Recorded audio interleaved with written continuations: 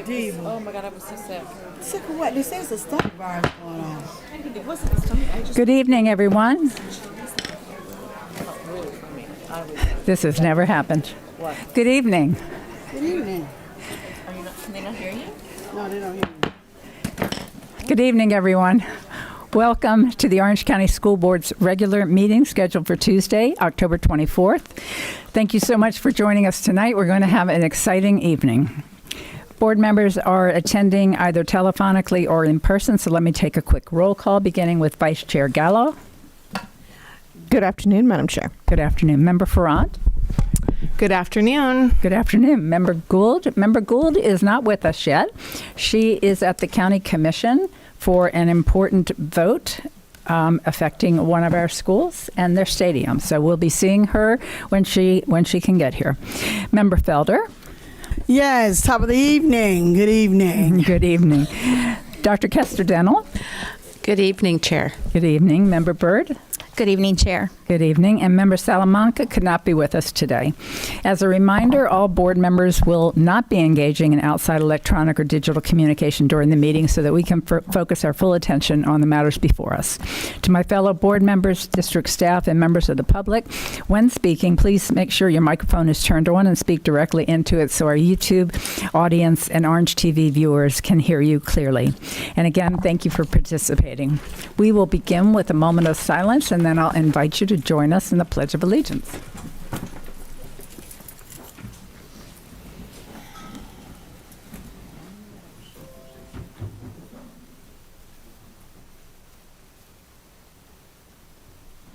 And now for the pledge. I pledge allegiance to the flag of the United States of America and to the republic for which it stands, one nation, under God, indivisible, with liberty and justice for all.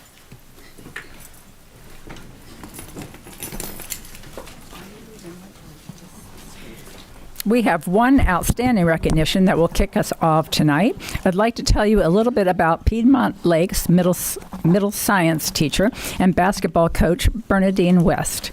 Coach West has a two-part philosophy for her students. First, work hard. Hard work pays off, and just as importantly, stay disciplined on and off the court. Coach West has remained true to her doctrine of excellence, which paved the way for her to receive the 2023 Orlando Magic Junior NBA Scholarship Coach of the Year Award. This special award was presented to her at the Magic game on Friday night. She was honored for her leadership, her integrity, her positive attitude towards all players, coaches, parents, and referees. She has demonstrated influential coaching and shown that she has created a lasting impact on students. And her excellence has been recognized at the national level as well. Bernadine was a 2023 Junior NBA Scholarship Coach of the Year finalist, and that's a pretty high honor. Bernadine, congratulations on a well-deserved award, and thank you for your tireless dedication to the OCPS students, both on and off the court. Can we invite you to say a few words? And I don't want to put you on the spot. You don't have to, but we certainly love to hear from you. And then we'd love to get a picture of you and your husband. Good evening. How are you? We're wonderful. Good. I just want to thank you guys for recognizing me. It has been a great journey being at Piedmont Lakes, being under the supervision of Dr. Ray. I can say that it just not only begins with me, it begins with up all the way down, staff and those that helped me out with all my girls at Piedmont Lakes. We did go 9-0, so we did make it to the championship. We only lost by 1 by Wolf Lake. However, we'll be back. So I'm not worried about it. We're going to win this time, and you'll see me before you again. But again, those girls, I've only had 6 of them. So we had 6 girls all the way 9-0. Again, though they show excellent, they represented Piedmont very well, on and off grades, discipline, again, under the excellence of Dr. Ray himself. So I really do appreciate it, and I couldn't have done it without him and Piedmont Lakes Middle Thank you. School Well, let's support. get you and Principal Ray up here for a photo, and if you have any of your girls with you, please bring them up. I don't. They're actually in volleyball practice. Okay, okay. Yes. Oh, hold on just a minute. Member Byrd. Thank you, Chair. I just wanted to say a few words about Coach West. As you can see from her speech, where we're honoring her, all she can do is talk about her kids, right? That's just the kind of educator and leader that she is. And she's not only a tremendous educator at Piedmont Lakes Middle School and coach, but she's also a super strong member of the Apopka community. Not only is she the school athletic director and the head coach of multiple sports at Apopka, but in Piedmont, but she's also the coach of teams within the Apopka community. She is an 8th grade science teacher, as you mentioned, but she's taught every grade level. She's a member also of the mediation teams that Dr. Ray just put together last year after we had our anti-violence roundtables. And she works with groups of kids, helping them solve their differences, talk them out, learn how to resolve their conflicts, and she's really a strong mentor for the kids at Piedmont and also in our community. I know we've talked about after school activities. She's so busy working with kids. It's really her passion. You can tell as soon as you meet her how much she cares about them. So we are so fortunate to have her in our community and to have her at our school at Piedmont. So thank you and congratulations, Coach West. This was a wonderful honor for you.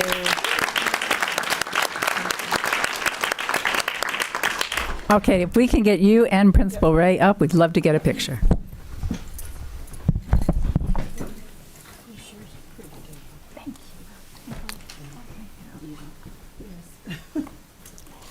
Wait, there's a cost.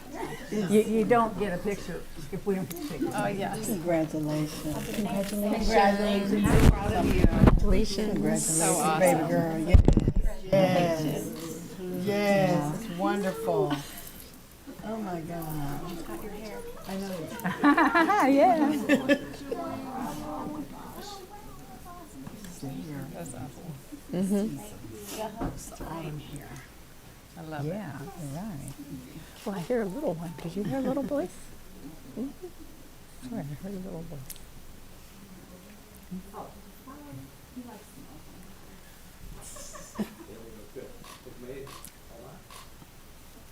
No, I think the back of your jersey says something, so let's kind of, there we go. Hold on, let's fix this.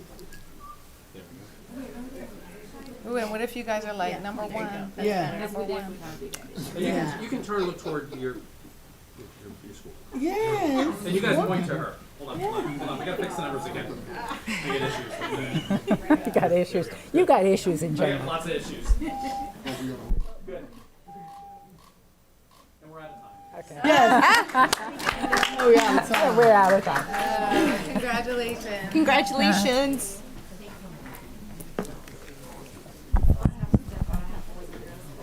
Oh, go. Go. You got a lot on your plate. I don't know how you do it all.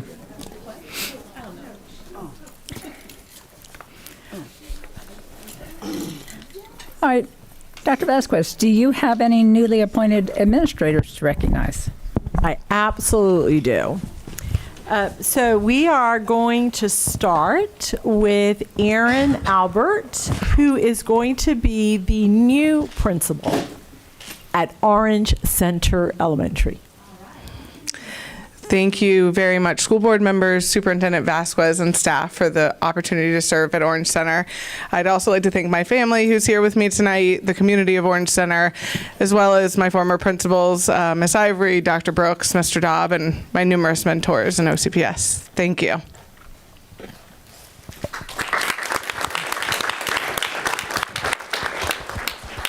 Elena Beecroft is going to be the new assistant principal at Pinewood Elementary. Thank you. Thank you, school board members and Superintendent Vasquez and staff for the opportunity to serve at Pinewood Elementary. I also want to thank my previous leadership and leadership teams that I've worked with over the last couple of years and my wonderful support system for being here with me tonight. Thank you.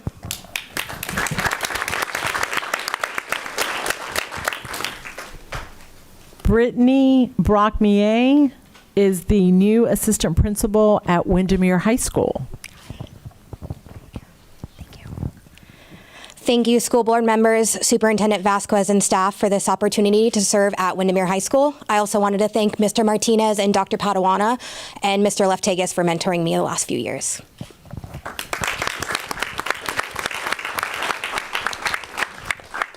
Seth Knight is the new assistant director, Orange Technical College West Campus. Good evening. I'd like to thank the school board members, Superintendent Dr. Vasquez, and the staff for this opportunity. I am humbled and excited to serve students in this new capacity at Orange Technical College West Campus. Again, thank you. I am truly grateful for this opportunity. Thank you. Congratulations. Alan Lynch is the new assistant director, Orange Technical College for the South Campus. Good evening. I'd like to take this opportunity to thank the school board, the staff, Superintendent Dr. Vasquez, my boss, Rosa Grant, for all the time we spent together, CTE, and my new boss, Administrator Alex Heidelberg over at the South Campus. Looking forward to spending some quality time over there improving student programs.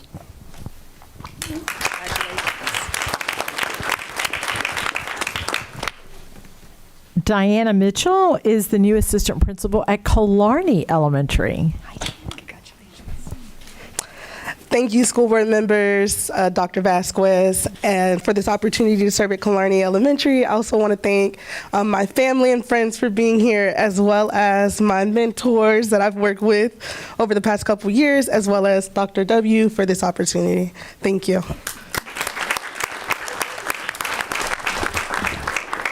Krista Nieto is the new assistant director, Orange Technical College Main Campus.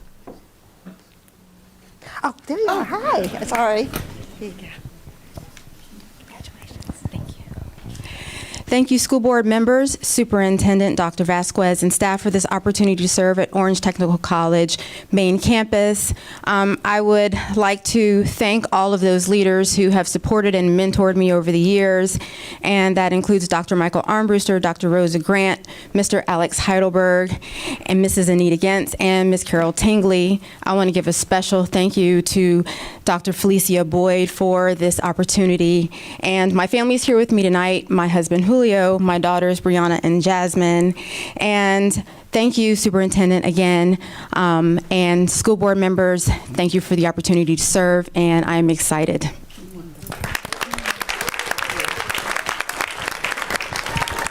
Cynthia Santana is the new assistant principal at Southwest Middle School. Good evening. Thank you for this opportunity. Thank you, school board members, Superintendent Dr. Vasquez, and staff for this opportunity to serve at Southwest Middle School. I'd like to thank Mr. Rosado, my school principal, and also my family for being here with me and for always supporting me in all that I do. Thank you. Congratulations to each one of you. We are delighted that you are going to help lead our students to success.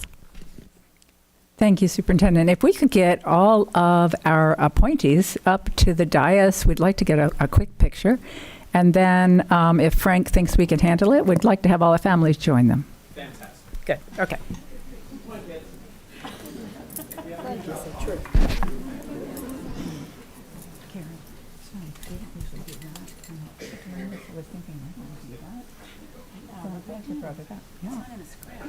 Yeah, I know.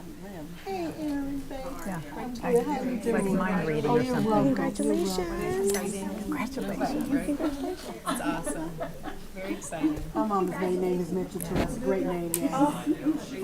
Yes. Yeah, great name, baby.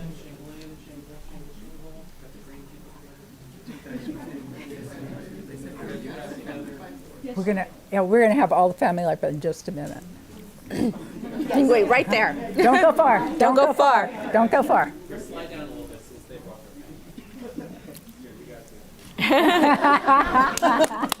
Good, good. And button jackets and look excited. Stay there. Hold on. Friends and family. Friends and family. If you drove to see them, you can be in the photo. It's okay. Thank you.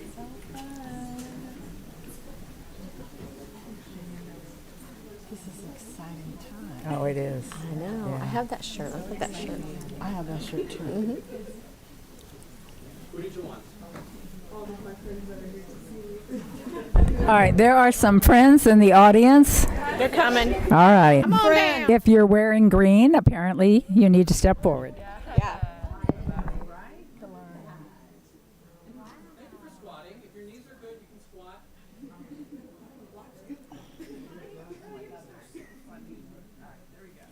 Good. If you can't see the lens, I can't see you. So if you're in the back, done.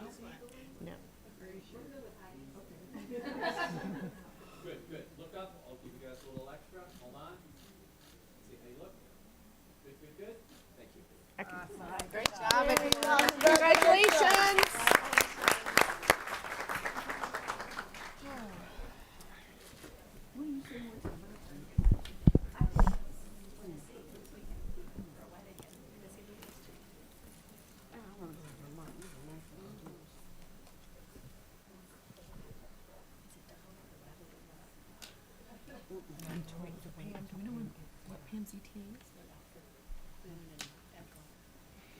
You can do that one. You can do that one. Karen might not do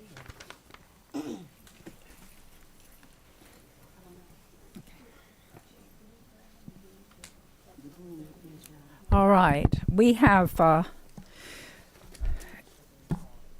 an exciting challenge coming up. So let me call on Member Castor-Dental and Member Ferrant, starting with Member Castor-Dental. Thank you, Madam Chair. I know that Member Gould is not here yet to Declare. to declare one way or the other. I don't know the outcome of her game. I'm waiting to find out when she gets here. But those are not the only high schools in our district. Yeah, and there is, I feel a little left out of this whole rivalry love stuff that's been going on lately. And as far as I'm concerned, the most epic OCPS football team or face-off this year has not happened yet. And I see Principal Dr. Kreider has something in the back. If you could come forward, Dr. Kreider. It is a barrel that Edgewater High School maintains because we have won in the last 5 years as we play Boone High School. Oh, wow. So it is the Battle of the Barrel. Thank you, Dr. Kreider. We win in this year. 71st. Okay, so so there is a little history. You can stay right here. You're not done yet. Everyone needs to see that barrel, but the rivalry goes back 70 years when we had the original Orlando High School. It was divided up into two high schools in 1952, with Edgewater High School to the north and Boone High School in the south. So hence the rivalry immediately. So I know we have some friends in the back who might want to come forward. Go ahead. I want you to, I think we see Edgar the Eagle. Yes. Edgar the Eagle. Yes, fly on down here, Edgar. Yes, here we go. And Edgewater is known for its school spirit. Yeah. Whoa. Yes, so we brought some school spirit to share. We've got this great cheer team, and you guys can, I'd love to see it, but I think it might be better if you all face everybody else back that way. You might want to, switch up the rows. Yes. Edgar, thank you so much for joining us tonight. Yeah, this is great. Oh, yes. Okay, thank you. Yes, thank you. All right, so I know we have some cheers to teach to the group out there, so hit it. Because the Eagles are ready for you. Hey, are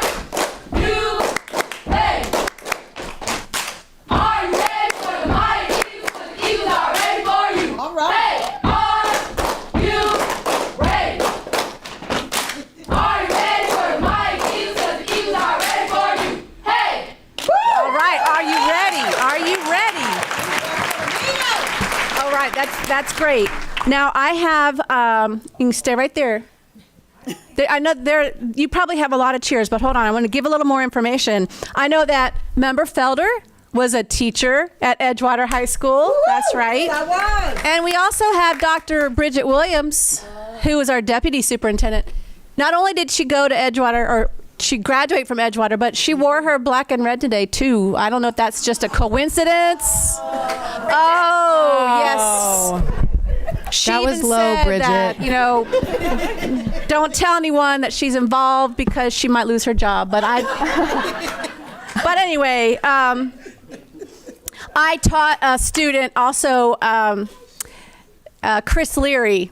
He played for Edgewater a few years ago, and I taught him in 3rd grade, and he was something else back in 3rd grade. I was told that he would do flips, standing flips, when I would turn my back. And I would turn back around and everything was fine. I didn't learn that till later on. So he's very athletic, and he was the best, one of the best players at Edgewater, and he went on to play for Alabama, and now he plays for Georgia Tech. Yes. And there are so many great players on the Edgewater team, and we have great coaches, and I'm ready for another cheer.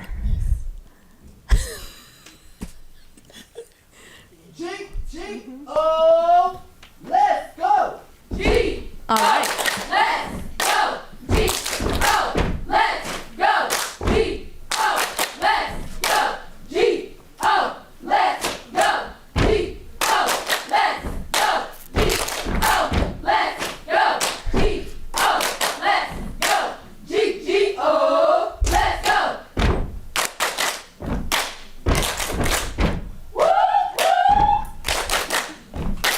G-G-O, let's go! There you go. Let's go. All right. Thank you. All right.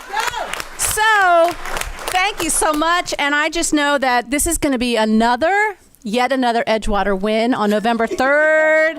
And I brought along a jersey. Oh, look at that. And I challenge Member Ferrant to wear the Eagle Red after we defeat Boone at the November 9th game. And I know that we are ready. Thank you very much. Well, that was really cute. It really was cute. But I don't think you realized who has more spirit. Yeah, thank you. There you go. Okay. I'm sorry, do you see your school board member with her shirt on? I don't think so. Hey, y'all did awesome, by the way. I can't really smack talk kids. This is really just between me and her, and nothing against any of the kids. Okay, and I'm terrible at smack talking, but let me tell you, I didn't just bring a cheer squad, but I made sure the band was here because maybe if you didn't realize, we have one of the most passionate sports fans at Boone High School. We have even a rowdy crowd. I don't know if there's any rowdy crowd here tonight, but we have an entire rowdy crowd that goes crazy. They do the face paint, wild ones. Dr. Maestre, I think, even gets pretty crazy. I saw him on homecoming week with his orange wig and being all wild. So nothing but the best. I'd like our drum line to come up and the cheer. I don't know how you want to do it, who wants to go first, but let's show them what Boone is made of. Okay. All right. Let's go. Come on. Okay. Rick.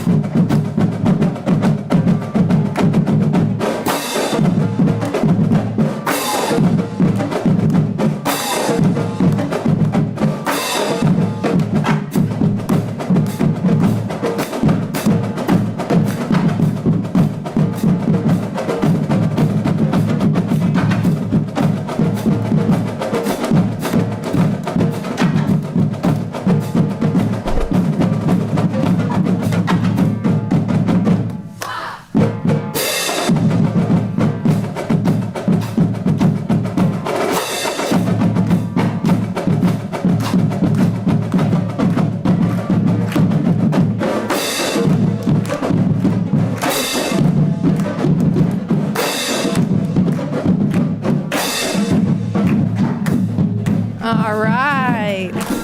That's right. Woo!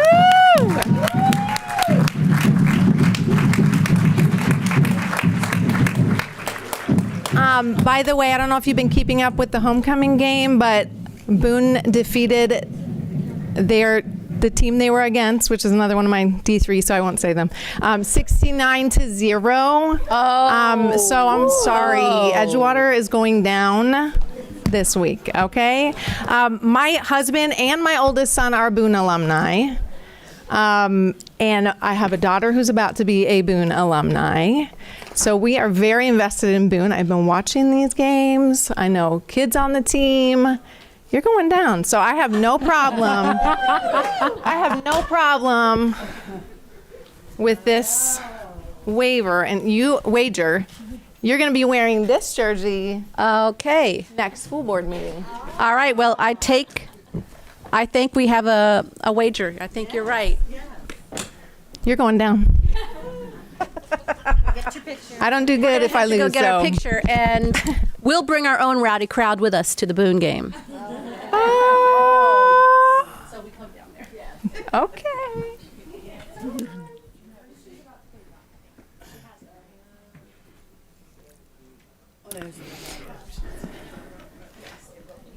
Do we need a referee here?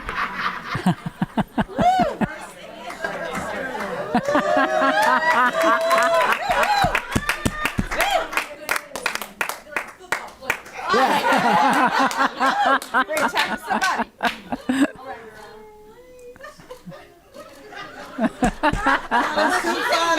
Nail polish on tonight.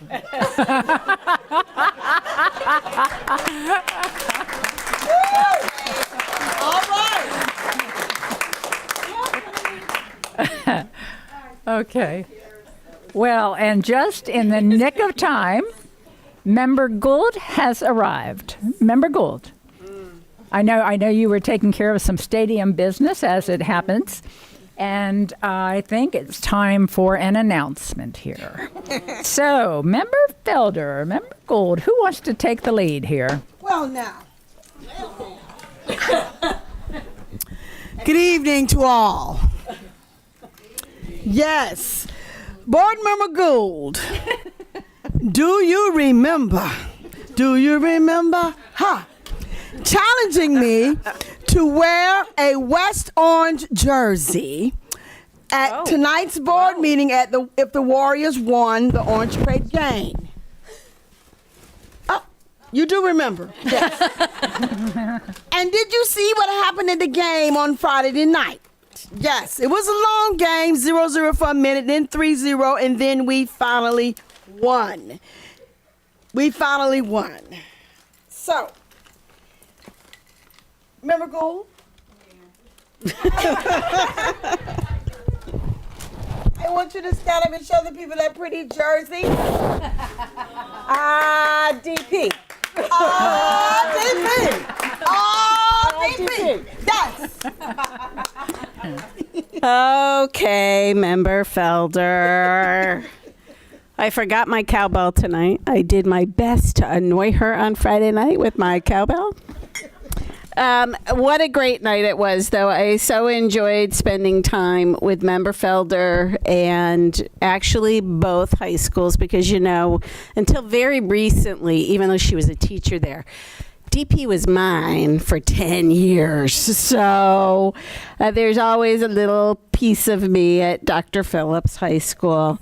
But the Warriors rallied hard, but the Panthers definitely roared that night. I was arguing with the scoreboard at one point when it said 10-3 or 10-0 because we didn't think it was right. But it was a great game and it was a great time, and I really enjoyed spending time with you. Cheering and cheering for the bands. The bands were absolutely fabulous. You know, being a band mom, I can't not mention the bands. So thank you. And let's go in our matching clothes now for a picture. Blue and blue. Let's go. Next time, however, you look wonderful with that dress.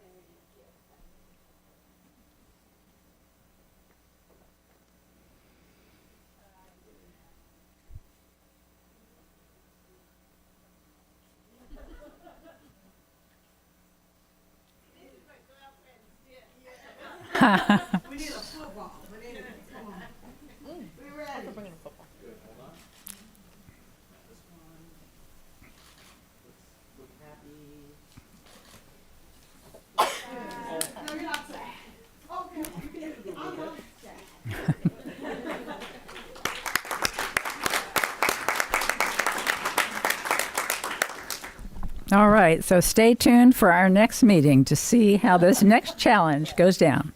All right, at this time, I'd like to call on Wilberson LaBranche, Brianna Marisol, Helena Kayama, and Jamal Joseph. They're from the Superintendent's Student Advisory Council, and I'd like to invite them to share a few words with us.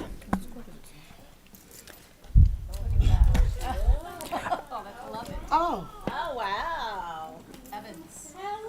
Ah, yes. It's Evans? Evans. Oh, wonderful. Hi there. Yes.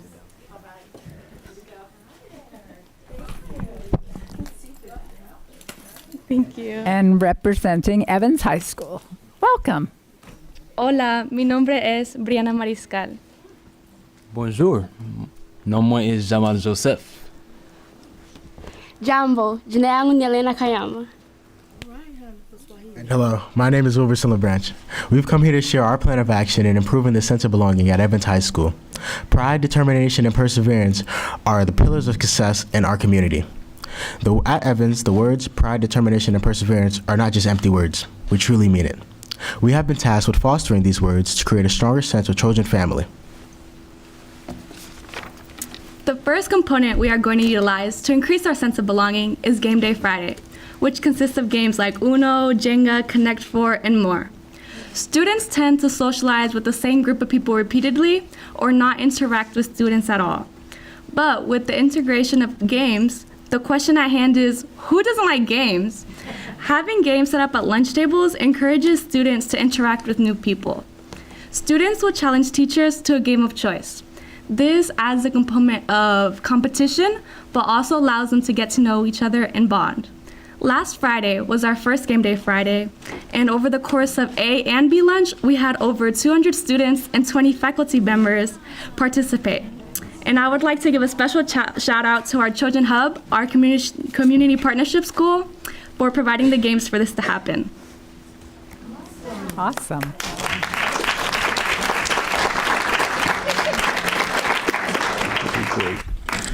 Evans High School is very diverse and consists of many different backgrounds, as you all heard from our introduction. And we plan to reach these hidden cultures through our Trojan Culture Day Festival. When students don't feel connected, they don't learn, they feel invincible. This will give students and teachers the opportunity to present their cultures. We also plan to involve many of the different clubs on our campus and as representatives for the different cultures that will be presented during our Trojan Culture Day Festival. Clubs that may not directly deal with cultures will have different roles assigned to them in order for them to feel a sense of inclusivity.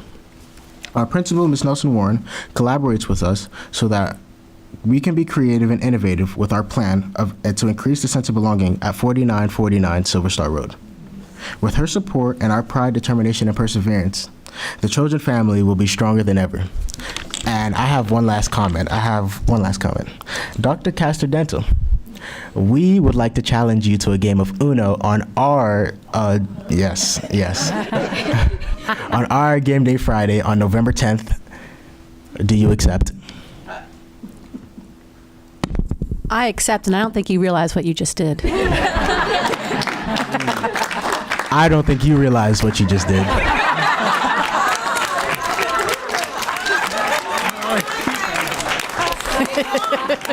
I will play Uno. I will play Connect Four. Watch out. Thank you. I'll leave it at that. Once again, thank you guys for your time. Oh, no, thank you. Thank you.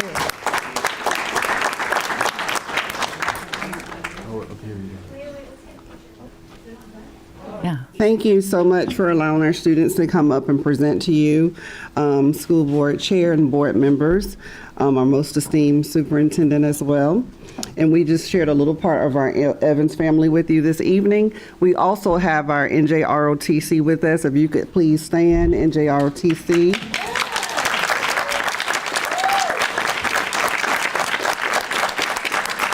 Anything that we need, they support us and our campus, and they provided a sword entrance today as you entered into this venue. Thank you so much. Thank you. Thank you. Thank you. Thank you. So let's do this. Can we get our ROTC members up first, and we'll get a picture, and then we're going to get the superintendent's advisory council. The mascot. Yes, definitely, and the mascot.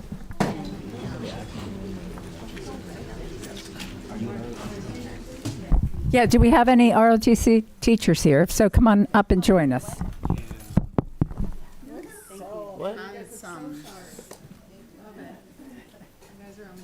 Yes, I love walking through that with swords. Yes. You guys are wonderful. Yeah. Yeah, scoot down. Keep going. Keep going. There you go. Straight and this and that. This and that. He's the only one. The mascot. Do we want the mascot? Mascot. Ooh. And the principal. Mascot and the principal. Over here. Yes, she is. Oh, that red green lipstick. I have on blue. Toward me. Are you allowed to smile? Let's do one with them all. Frank, they can smile, they can't blink. Okay. All right, so red blinking. And now, happy smiles. Good. That's now, good. You guys just compact a little bit. You'll go that way. We'll bring you up, and then we're going to kick you out. All right, so He's going to get all of them, and he's going to move this and over. then, so we got the whole thing. Yes. Good. Come to the right. My right. I love the And jacket. then you get your own sharp. I know they It's look so sharp. good. Let's do a smiley photo. Excellent smiles. Excellent. Finish. We will seriously call you out. Mascot stays. Yes, he will make you Center. cry. Principal. Principal stays. Principal stays. Principal stays. Make a And the circle. mascot. Nice job. You have on green. I have on blue. Yes, she's good. Even her lips are green. I love it. Yeah. Yep. Here we go. You got to help the mask. Good job. Yeah. Teresa, you're That's okay. I will move. Let him stay. Or her. I don't know. tippy toes on 3. Good. Look up at the camera. See how you look. Fantastic. Do that again. Look at the camera. Thank you. Thank you. Congratulations. Congratulations. Thank you.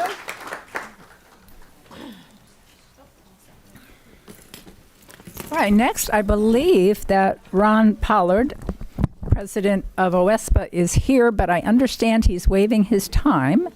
So I don't see him right now, but we will hear from him. Of course you can make a comment. Member Ferrant wants to offer a comment before you all leave. Really quick, to the Evans High School kiddos that came, I just want to say thank you all so much for coming. I love what Dr. Vasquez has done and has a student committee at each school that comes and shares your thoughts. You guys are boots on the ground. You're the ones in the school day in and day out. And so I love what you guys are doing. I love the ideas that you've come up with to really create that community feel where kids walk in and they don't feel like a number or invisible at your school, but they'll feel connected. It's awesome. Keep up the great work. And you guys look seriously sharp. So great job. Yeah. Thank you. Whoa. Don't leave yet. Don't leave yet. Member Castellano. Yes, I want to echo those comments. You all look so sharp, and it really helps your presentation. Your presentation was on point, and you came with the props that really helped to kind of illustrate what's happening. And I love the idea of the friendly competition. I think people can get into that. I know I love some friendly competition as well. So, and I'd like to know more about the Trojan Culture Day Festival when that's coming. I'd love to come out for that as well. And I love the ROTC group that was presenting here today too. So thank you, and thank you, Principal Nelson Warren. You're doing an awesome job over there. And thank you to the mascot. Thank you so much for coming in.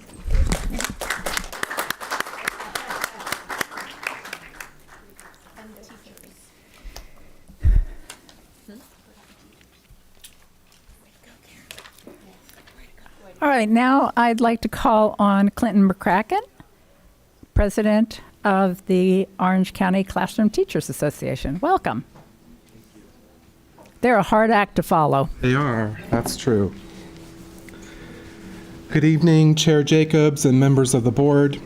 At the last board meeting, I shared some of the positive comments we've received from teachers about their principals.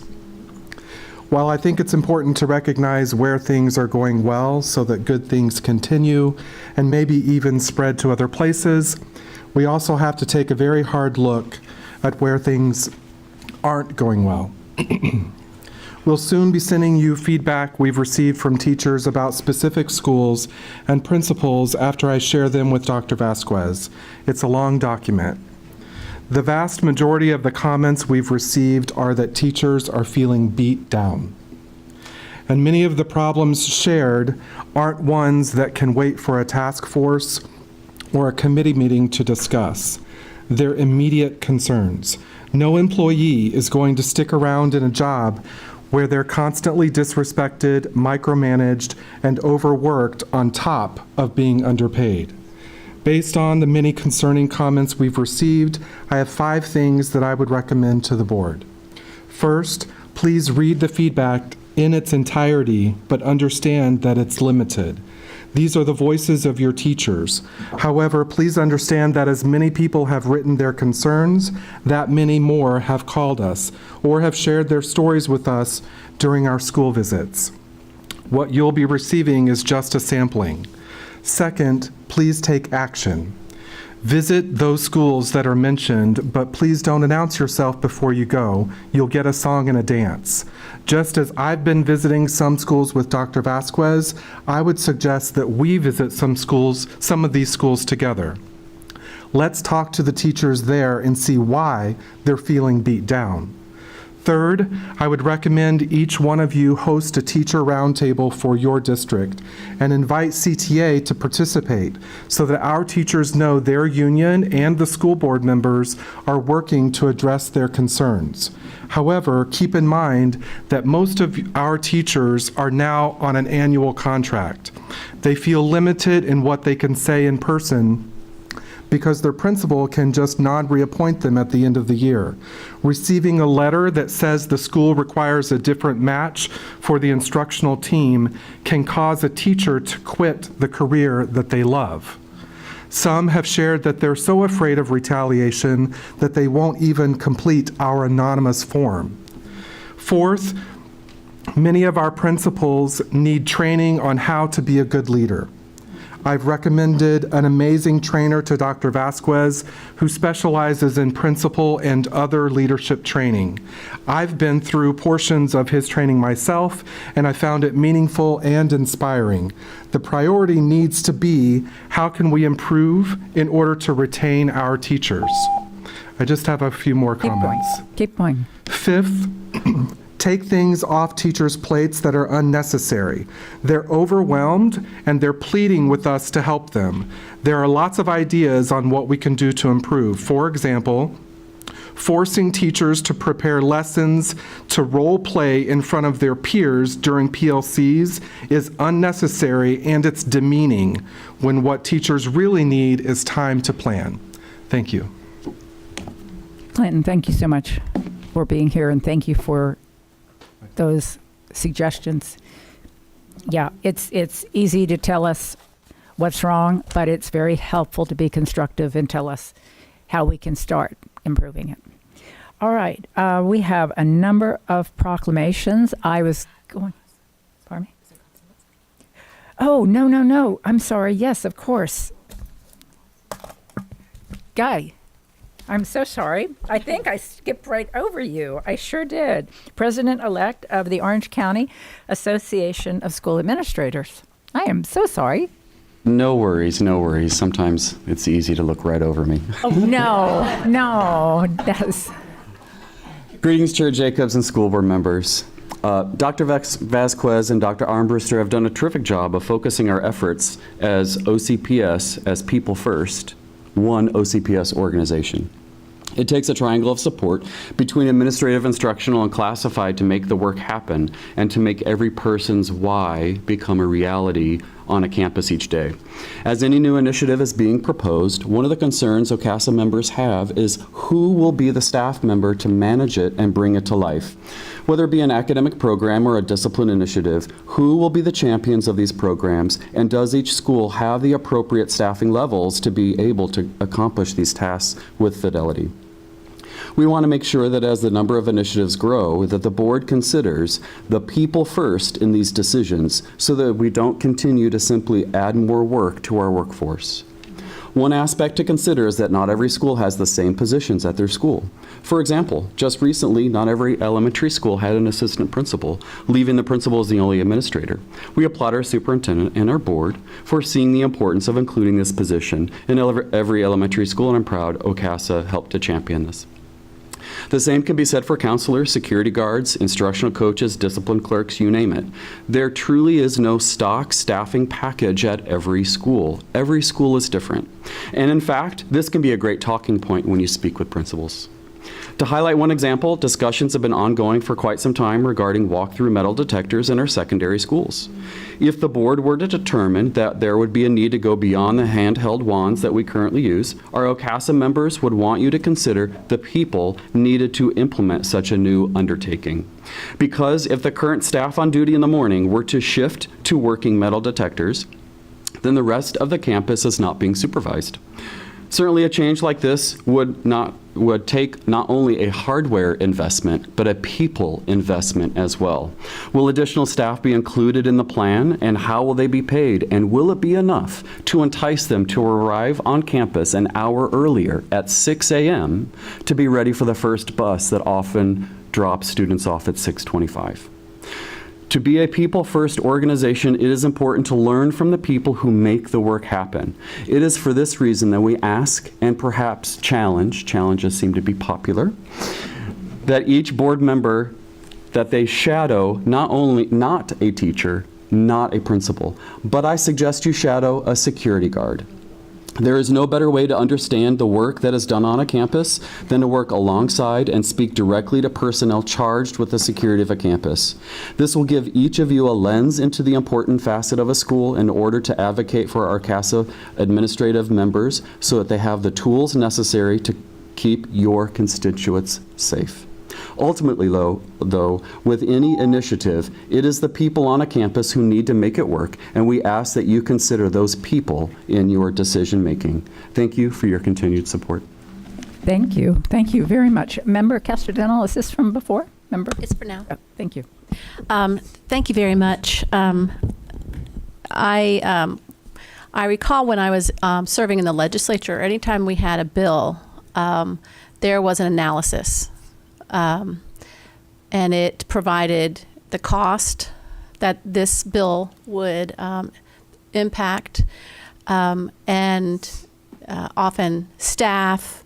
So I wonder if there's a way for that when we process these initiatives, that we do some kind of internal check and think about what's this going to cost for personnel and additional costs before we jump on some of these awesome ideas. What is it really going to take to get these initiatives off the ground? And if we can't staff them, then they're not that great, right? So maybe that's another point that we put into our decision-making process. And another thought I was just having is, I wonder if it would be beneficial if a member of a CTA talked to people in OCASA And so they're not always coming to the board for ways to kind of mediate the workload, but maybe the admins and teaching staff were to have conversations directly as well. And maybe you could come up with some other solutions that we don't readily see. Maybe you see the same requirements that are not useful or that are really not necessary. Maybe that would be helpful. I'm not sure if that's something that has happened in the past, but I think that that could be helpful for looking at the workload. Thank you. Thank you, Member Castrodano. All right. Well, thank you all, both of the last speakers, for the suggestions and the candor. Now we're going to celebrate some proclamations. Let me begin with proclaiming October 28th as National First Responders Day in Orange County Public Schools. We're proclaiming November as Florida Family Engagement Month in Orange County Public Schools, and November 2023 as Native American History Month. We are also proclaiming November 6th through the 11th as Week of the Family in Orange County Public Schools. And I'd like to ask Melanie Williams, former president of the Orange County Council of PTAs, to come forward and read the proclamation. Melanie, it's so wonderful to see you again. It is wonderful to be here. Good evening, Superintendent, Chair Jacobs, and board members and staff. Thank you so much for this opportunity. And if I may take a point of personal privilege, I just want to commend you all on just showcasing the talents of our students, just bringing them here. Now they see what you're doing and you're showcasing their talent. It does my heart glad. I do have a band student, so my child is in marching band, so we're at the games and everything, so we're looking forward to District 1. So, thank you so much. To the proclamation. Week of the Family, November 6 through 11, 2023. Whereas the mission of Orange County Public Schools states that with the support of families and the community, we create enriching and diverse pathways to lead our students to success. And whereas the School Board of Orange County recognizes that parental and community support is essential for the educational benefit and well-being of our students and public education in Orange County.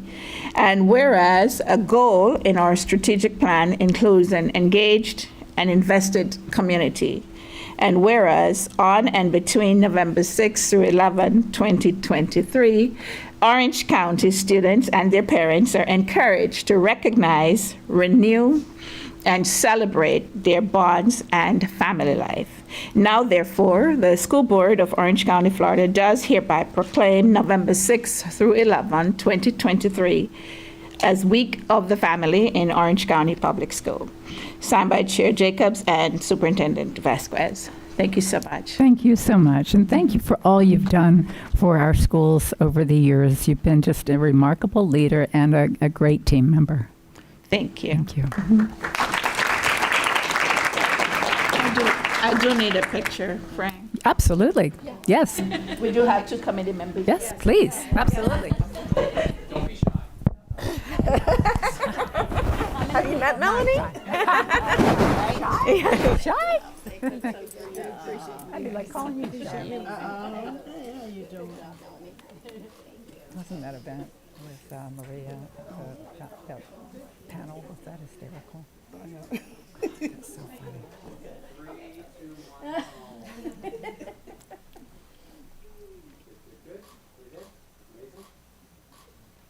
All right. Awesome. Thank you.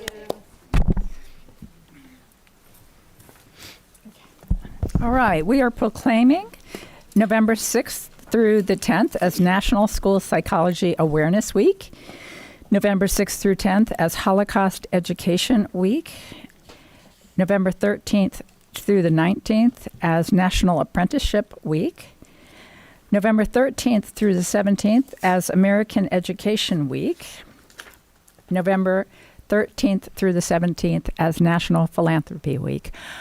I know that's a lot of proclamations. I just want to pause for a moment because October and November are very heavy months for proclamations, but every single one of these proclamations means a great deal to this board and to our schools and to our community.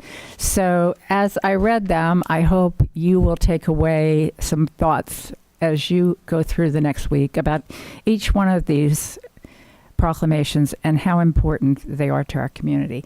And with that, I feel like I should be announcing strategic plan update week here in Orange County Public Schools, but actually it's just the strategic plan update. So with that, I am pleased to introduce Brian Holmes, our Chief of Police for Orange County Public Schools, for a school safety specialist report. Thank you, Madam Chair. Good evening, members of the board, Dr. Vasquez. Tonight, I will be presenting to you in our community the School Safety Specialist Annual Update. The Marjorie Stoneman Douglas High School Public Safety Act requires that the superintendent appoint a school safety specialist. The school safety specialist is responsible for all school safety and security personnel policies and procedures for all public schools, including charters. The school safety specialist is required to annually update the school board in a publicly advertised meeting on matters associated with the safety and security of schools. And I do have to say, I have to credit our past school board members and of course our president and our superintendent for their support of school safety and security programming. We very much appreciate it, and I know our schools do and the community does as well. Let's talk a little bit about the agenda tonight. You can see I'm going to do an overview of some legislation. I'm going to power through those slides very quickly. We built it in there so we'd have it in the record in case anybody wants to look back on it. And then we're going to talk about how we've complied with the Stoneman Douglas Safety Act, talk briefly about some physical security improvements and initiatives we have going on in our schools right now, talk about our grant funding, and give you an opportunity to ask questions. This is how we have it broken down here because it takes a team to make this happen. We've got the department's name. They do a lot of heavy lifting. Everybody does. I've got a few team members back here behind me. My boss, Roberto Pacheco. I mean, we're all in, and we're all committed to making sure that we can have as safe schools as possible. You know, some of the compliance that we're involved in with this legislation is not just a school safety bill, but we also have what's called Rule 6A, and they tag that along to what's going on with the bill. So I'm going to talk a little bit about House Bill 543 that they passed in 2023. I think the most important thing about this particular slide is that it actually allows for our public schools to take advantage of the Guardian program. I only bring that up because our charter schools take advantage of the Guardian program. And so that's a little competition. So some very scarce resources. I just thought, you know, in that we do have some representation to the charter schools here at the district level, that is something that is going to have impact on them moving forward. It also required DOE to come up with a Florida-specific behavioral threat assessment instrument and threat management portal. Now, I gave you a strategic update a few weeks ago on threat management itself, so I'm not going to go too much into detail about it, but that said, it is part of this presentation. And there's also another interesting thing about this particular bill. It actually revised the requirements for carrying of concealed weapons without a concealed weapon or firearm license in a school safety bill. It was actually attached to a school safety bill. Now, it doesn't really, and I just want to point that out because it doesn't change the prohibition for possessing a firearm on a school campus. You cannot bring a firearm on a school campus unless you're law enforcement, period.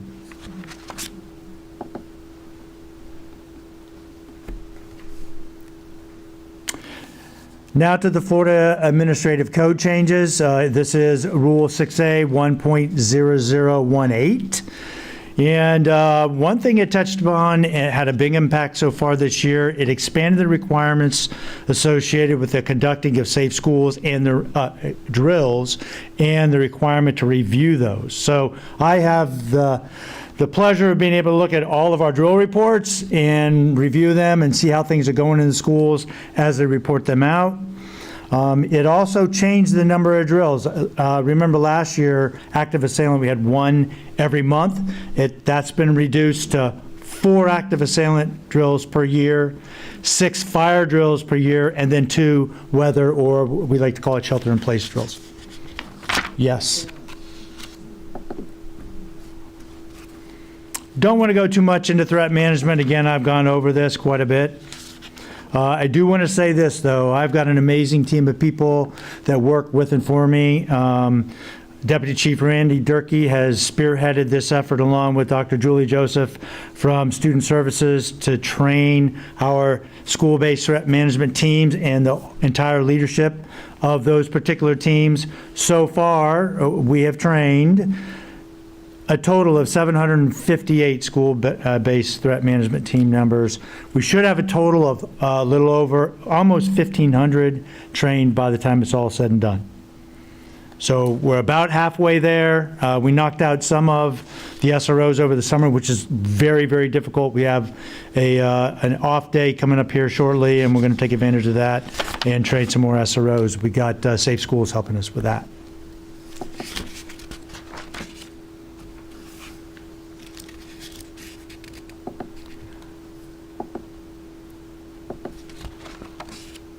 I think the one thing that is probably going to be the most difficult for our schools, I mentioned it in the other strategic update, is the very short timelines in between a school-based threat management chair receiving a threat and then having to turn that all the way around to it eventually coming back and being shared with the district threat management coordinator. It's a very, very short turnaround. It doesn't give a lot of time for that threat to actually be assessed and everybody involved to, be engaged in that particular threat. But, we're going to do what they tell us, do the best we can with fidelity, and I'm confident our schools will be able to pull it off. All right, let's go to Stoneman Douglas. I'm on a tight timeline.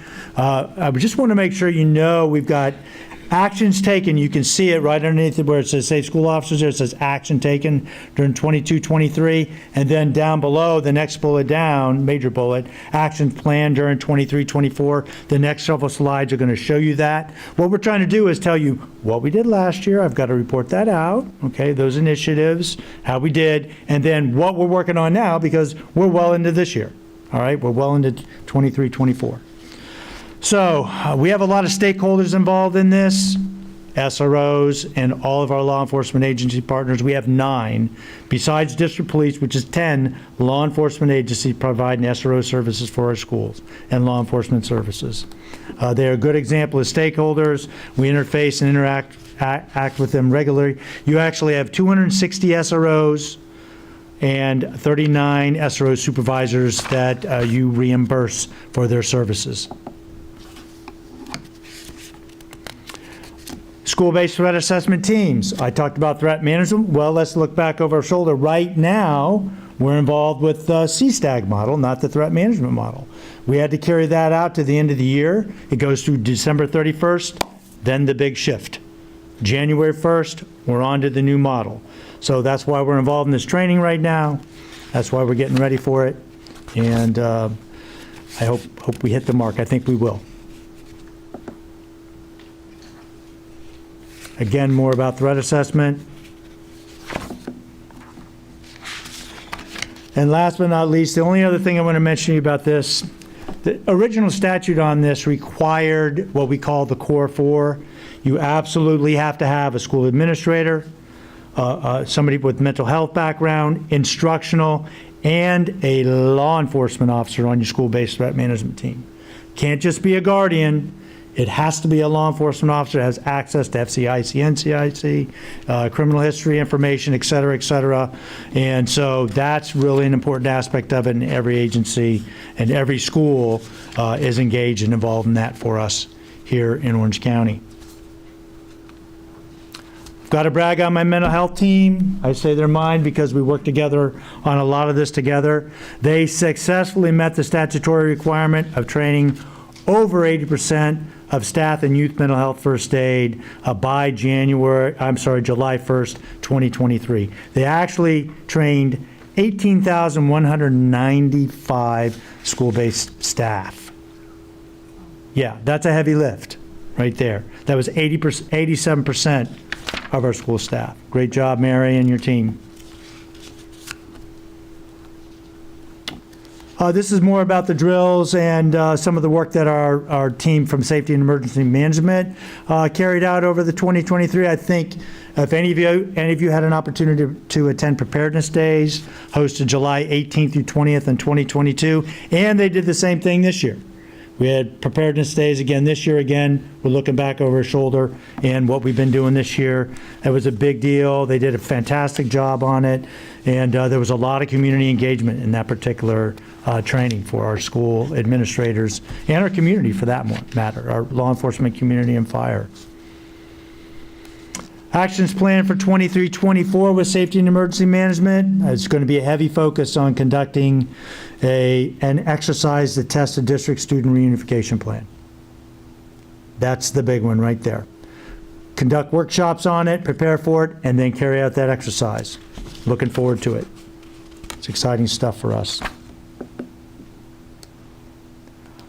All right, here's another one of those big heavy lifts. Every year we have to complete at every one of our public schools a school security risk assessment. It's done by a school administrator. We help that from the district police perspective. We provide them a reference guide, 375 questions. Yes, all safety and security related. Does your school do these things? And we have to answer it. And how do you meet this particular requirement or standard? So I have a couple of administrators that work directly for me, and they do an amazing job on making sure we get this out, get it in on time. And yes, we met the deadline this year. The deadline was October 1st, and we actually got it done in early September. Proud of my team. Great job, guys. This is another thing that we have to do. We call the triennial public safety tour. We have to do this every 3 years, so we got it done in May of 2023. Law enforcement and fire, EMS, they come into the schools, they do a tour, they provide us recommendations. We take that, they build that into our SSRA for each one of those schools. And we utilize that occasionally, depending on what the recommendations are. If it fits into our profile for safety and security equipment and gear, we'll go ahead and ask for grant money for that. It's a great way for they can have, some input into what we're doing at our schools. All right, physical security. I'm not going to go into detail on this. I met with each one of you in a one-on-one, and we went into great detail about this, what we're doing, what's a complement, and everything we do when it comes to safety and security is meant to go enterprise-wide. We want the same systems in place at each one of our schools, and that's the goal. So enhance building security and identification. I'm not going to go into detail, but that's one of the focuses that we've been involved in. Ensure adequate radio transmission, and last but not least, enhance our perimeter security at our schools. How do we pay for all that? Well, it's expensive. But since 2018, we've been receiving grant money. And so far, we've received from the state of Florida they call it the hardening grant, $18,835,800. And we put it to good use. The only money left on the table was left on the table by some of our charter schools. They just couldn't accomplish what they had planned for. But that said, most of this funding has been spent or is being spent right now. We've also utilized $600,000 from our ESSER funds to purchase the digital threat management system to support threats to self and threat to others. When we roll this thing out in January, trying to stay on top of those timelines and making sure we're documenting this stuff properly is really important. We're bringing on a system to be able to do that called PCG Ed Plan. We're working with them right now. Mary's team, my team. How long have we been meeting on those, folks? A year, sometimes twice a week, trying to make sure this thing is going to meet our need, because it needs to. It will not be ready January 1st. We're hoping maybe late January, February, we can start training on it ourselves, train our trainers, and then start rolling it out to the schools. We need to get it up and running as soon as possible. So I come up with findings every year because I want to make sure the district knows where we're at in this, and I do find that OCPS is meeting or exceeding the requirements set forth by the Marjorie Stoneman Douglas High School Public Safety Act and our Florida Administrative Code. We have challenges. The board have challenges. We have 6A rules that are going to have to be adopted. Yes, General Counsel, adopted into the school board policy, and getting on all y'all's agenda is not that easy. We know that. It's tough, but we've got to do it. And by the way, we got to go back to the threats again. JICK, oh my gosh, I think it's the 8th time we've done it? Is it 8? Yeah, it'll be the 8th time we go back and amend JICK, but we have to do it. All right, I have some recommendations. They're pretty simple and they're kind of general, but I want to make sure we continue to mature our competency-based emergency preparedness skills. That's what we're going to be doing when we roll out that community reunification. Continue to evaluate school safety and security procedures for improvement. I'm about to push out a new one. It's coming out here next in a few weeks. And it's going out to all the schools. And believe me, we're building upon and improving upon all the work we've done in the past. Nothing radically different, but updating and upgrading. That's what we're doing with those type of procedures. Mature emergency preparedness program to include adopting and updating family reunification plan and notification procedures. Enhance school emergency communications along with electronic and physical security infrastructure. Back to that hardening idea.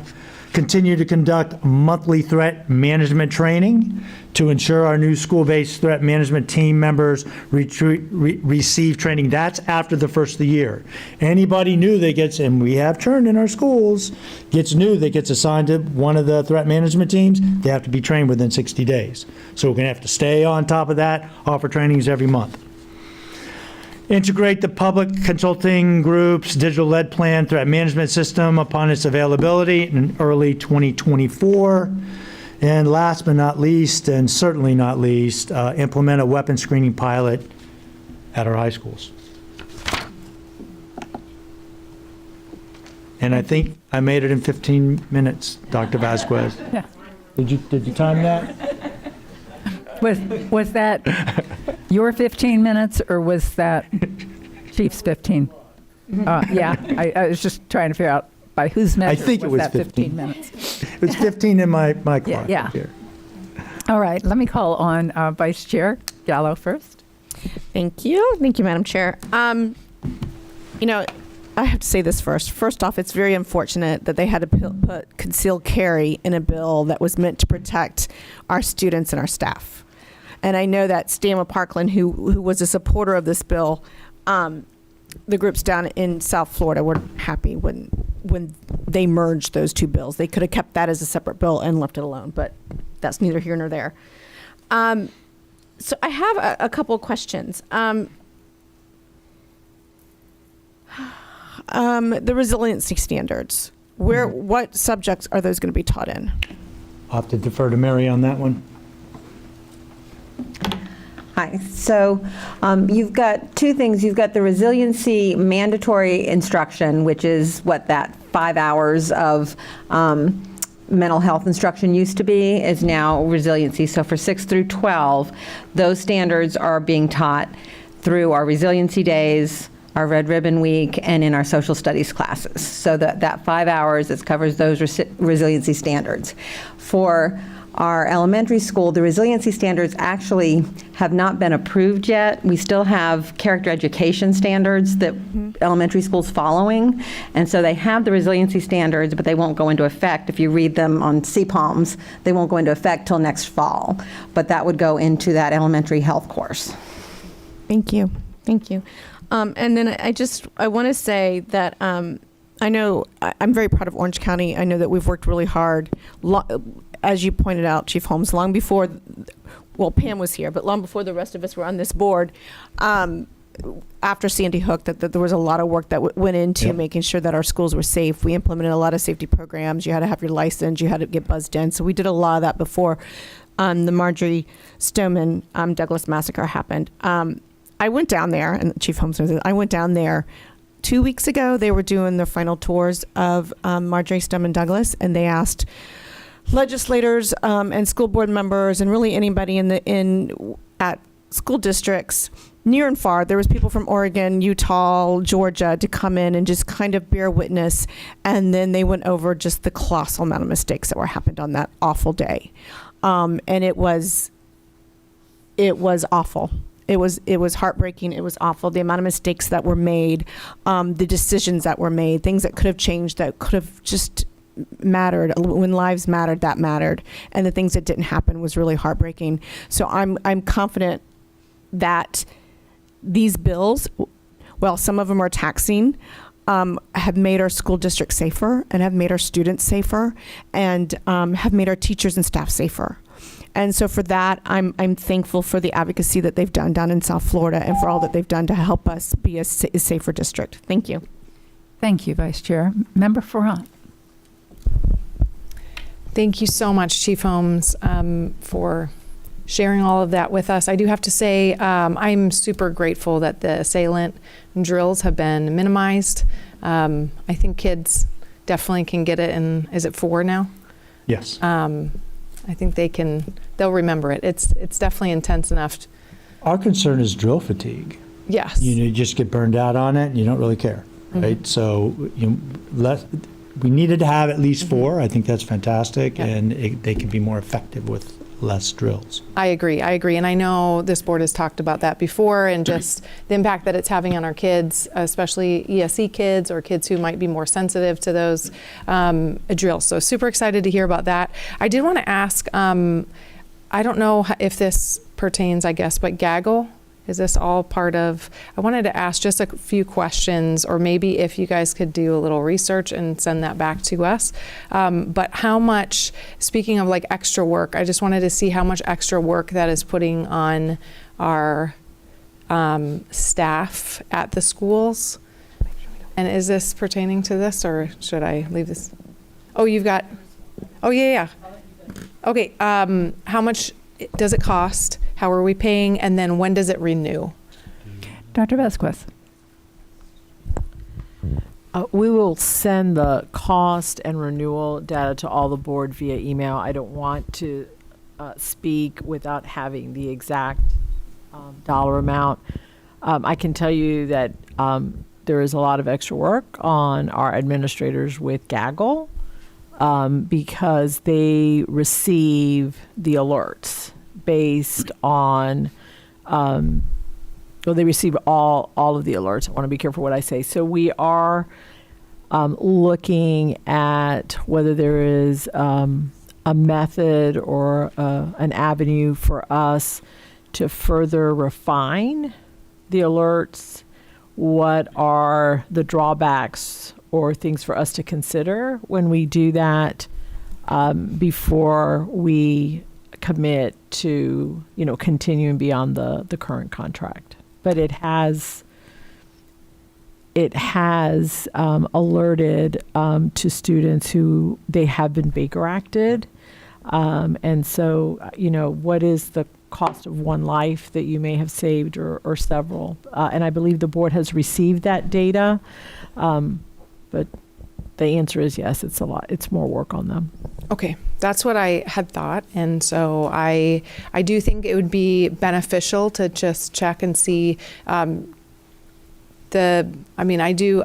absolutely agree that I think every one life is worth everything. So if we're even saving one life, but just to see kind of the balance, like how many versus how many assessments they're having to look into, or if there's maybe another way where we could send that to a parent or something like that, like, hey, just want to let you know this is happening. I don't know, something we can always talk about later, but just thought I'd bring that up. Thank you again. Thank you, Member Farrant, for raising that issue. And I think it will be interesting to see if there's a way to make it more efficient. And I know I'm sure there are other districts using it in the same situation. So hopefully through collaboration and partnering, we can take a deeper dive into that. But thank you for raising the issue. Okay. Chief, you're off the hook. You can get back to Mayor. work. Thank you very much. Great presentation. Thank you. Excellent use of 15 minutes. All right. Dr. Vasquez, do we have any changes to the agenda? No, we do not. All right. Since there are no changes to the agenda, I'll entertain a motion to adopt the agenda as posted. Motion by Vice Chair. Is there a second? Second. Whoa. Let's start that over again. Second. I was just going to declare both of you off limits. Anybody other than Member Kester-Dental and Member Ferrant want to second it? I'll second it. Thank you, Member Byrd. Woo! Rivalry is tough up here. All in favor, please say aye. Aye. Opposed? Motion carries with all members present voting in the affirmative. Okay. I am so sorry. I should have asked if we had any speakers for public comment on the agenda. We do not The have any answer is yellow no. cards. Okay. Then, and we've already approved the adoption of the agenda. There's no one to speak. So at this point, I'll entertain a motion. You two stand down. I'll entertain a motion to approve the consent agenda. Okay. Well, wait. I am one. Vice Chair, how about a motion? So moved. No vote. Seconded by the previous Vice Chair. No, Member Gould. All right. All in favor, please say aye. Aye. Opposed? Motion carries with all members present voting in the affirmative. I'm just concerned about anybody who might have tuned in the last 5 minutes. They're going to think we've gone nuts up here. Okay, we are now on non-agenda public comment. And this is the period of time that we devote to public input on items that are not scheduled for discussion or a vote before the board. Did we have any speakers? Yes, Madam Chair, you have 10 cards, 10 All right. speakers. Excellent. There are some guidelines that I would respectfully ask that you adhere to. First, that you comply with our Code of Civility, which means, among other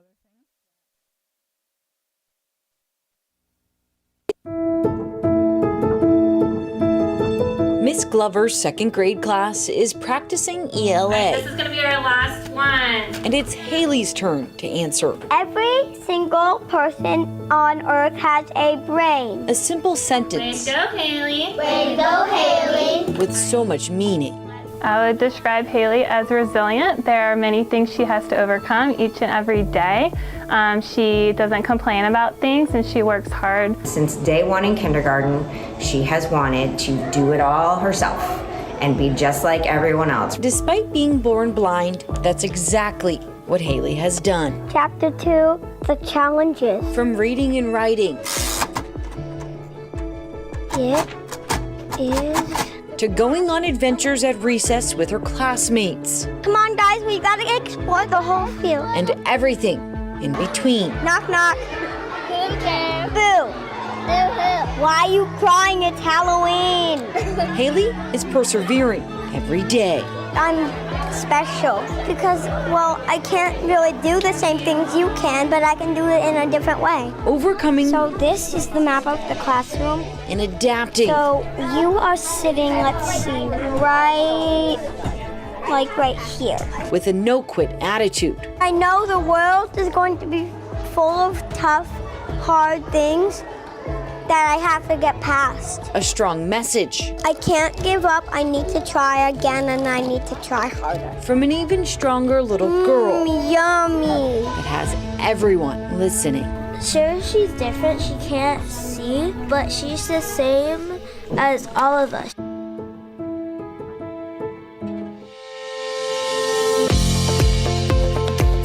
Should we be practicing with the kids at home? So Parent Academy is basically a conference for parents. Instead of kids going to school, parents come to school for the day to learn how to make their kids successful in school.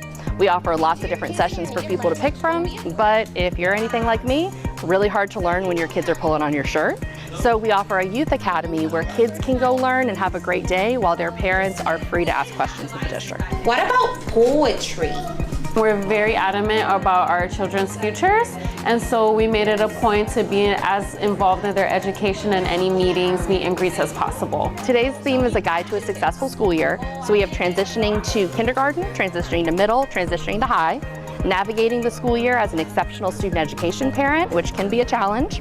We also have understanding the OCPS parent portal, using the new talking point system, and 4 sessions that are only in Spanish. It's not one school or district for itself. Everyone is a united front, and when families see that, that is really what is going to inspire and change this world. Today we have 859 families registered, which is amazing. We'd love to have even more.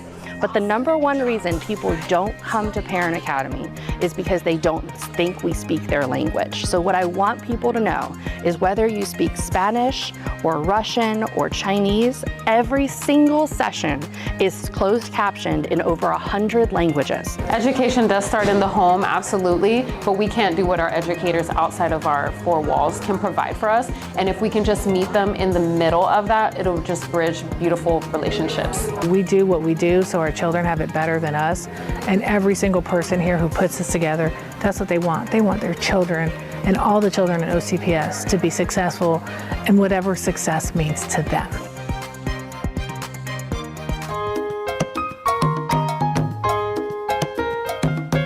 Today we celebrated Hispanic Heritage Month within our school. A lot of the different teachers chose to do a wax museum.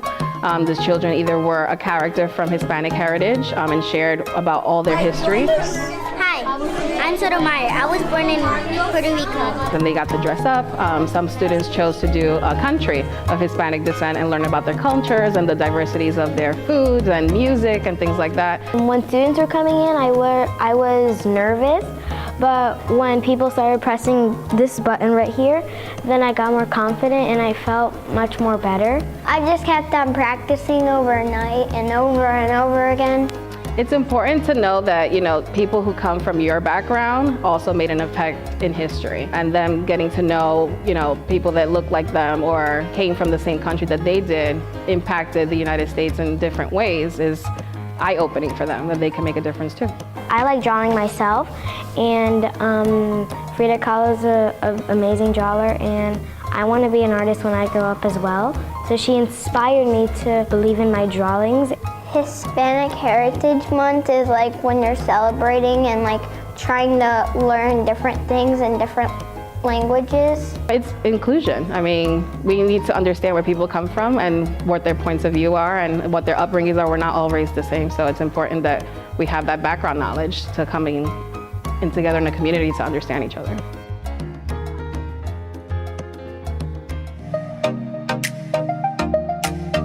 The school cafeteria is a place to refuel. Hey, my dear, you want a teriyaki? FNS manager Sharon Rouse and her team. Listen, after a long day of testing, it's time to eat. Make sure the Wolverine Cafe. No, I don't blame you, honey. Is that and more. Oh, you sure can.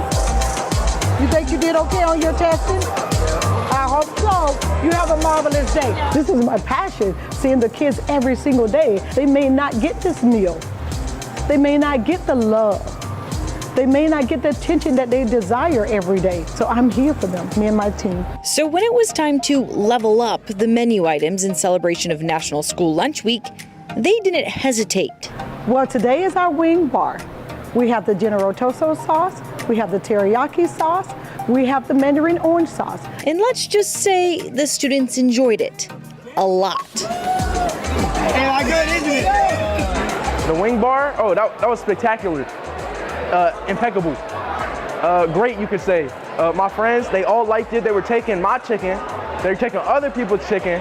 They were going around, and I really enjoyed it. This all in hopes of getting more students to enjoy the no-cost meals offered by OCPS. To show them new menu items, to show them that they can win prizes and that we are amazing. So whether it's a wing bar or pizza, Food and Nutrition Services team is always catering to the students. The district always level up.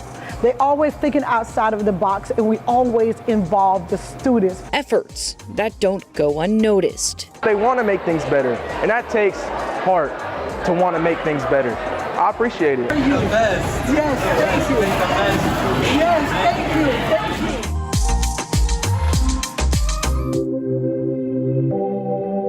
A teacher that's made a big impact in my life has to be Miss Stevens. She's the biomedical teacher here. My favorite teacher is Miss Colmiak. A teacher I like to shout out would be Miss Phillips. My favorite teacher is Mr. Ferry, Miss Robinson, Miss Freeman, Miss Carr, Miss Williams. It would definitely be Mr. Mendez. My favorite teacher is Miss Cormier, Miss Child, Miss Williams. Miss Skipper's my favorite teacher. And she's really made me appreciate my strengths. She was there motivating me. She pushed me and she helped me a lot because she's always so nice and she helps me learn a lot. He often saw things in me that I didn't even see in myself. He's nice and also he helps us with everything that we need. She helped me funnel my love of writing and teaching. She's nice, she's kind, and she's grateful for her children. She's nice and kind. Every time I have help, she helps me and then I get to know how to do it better. She's really nice and she gives us easy ways to learn multiplication and other facts. Because she's the best teacher in the whole wide world.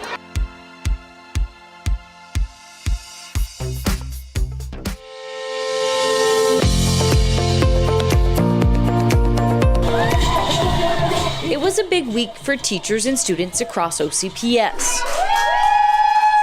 Rock Your School Week.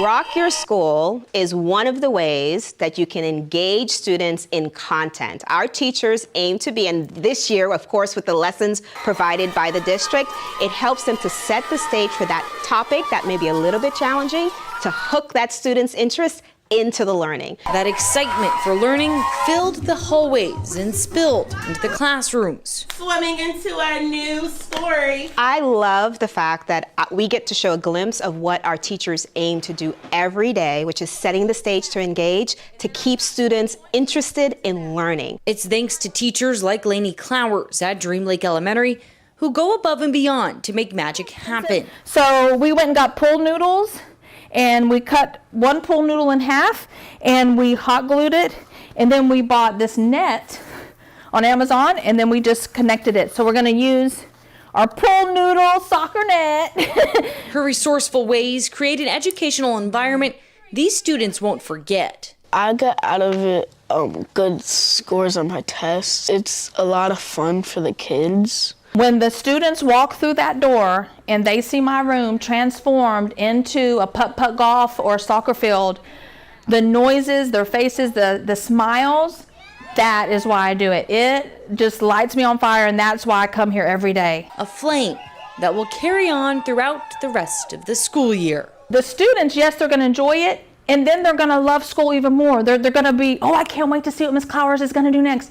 I can't wait to see what we're going to do next week. And it gets them excited to want to come to school. And that's the goal, is to want kids to love learning and love being at school.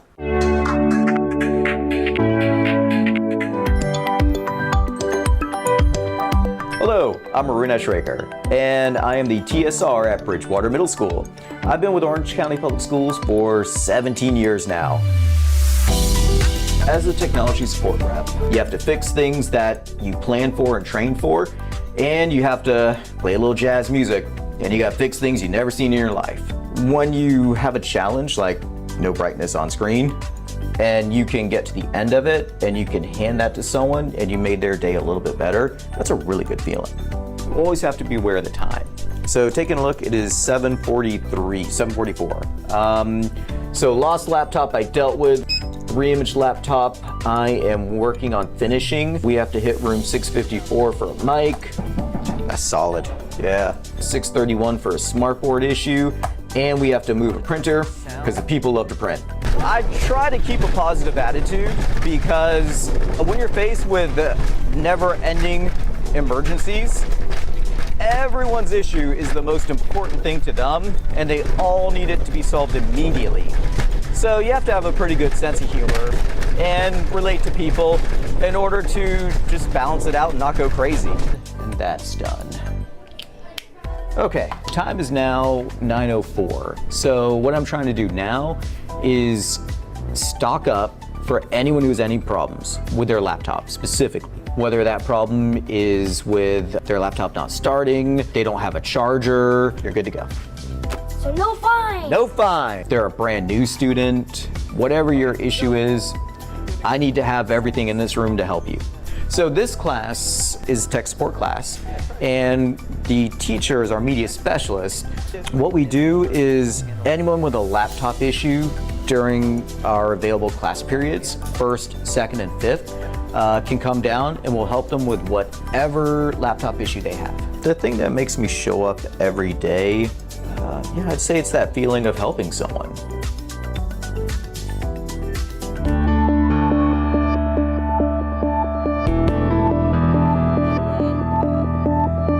Students want to start applying as soon as possible. So in September, students should already be working on their Common App. Most schools in Florida have pretty early deadlines. We have a few schools now doing early action, which is an October 15th deadline, and then other schools doing a November 1st or December 1st. As a college and career specialist at Apopka High School, I have the pleasure of working with all of our students, but particularly juniors and seniors, on preparing for college or whatever post-secondary plan after high school.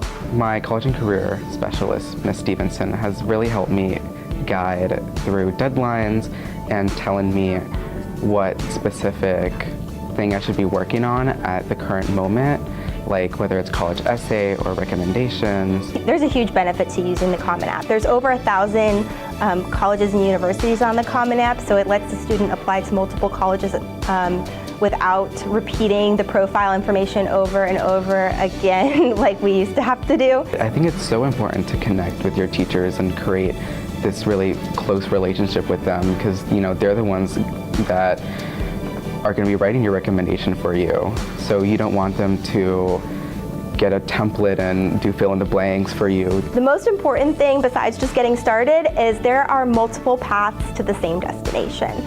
So maybe your first or second choice doesn't work out for a college, but that's why you have multiple options in multiple colleges.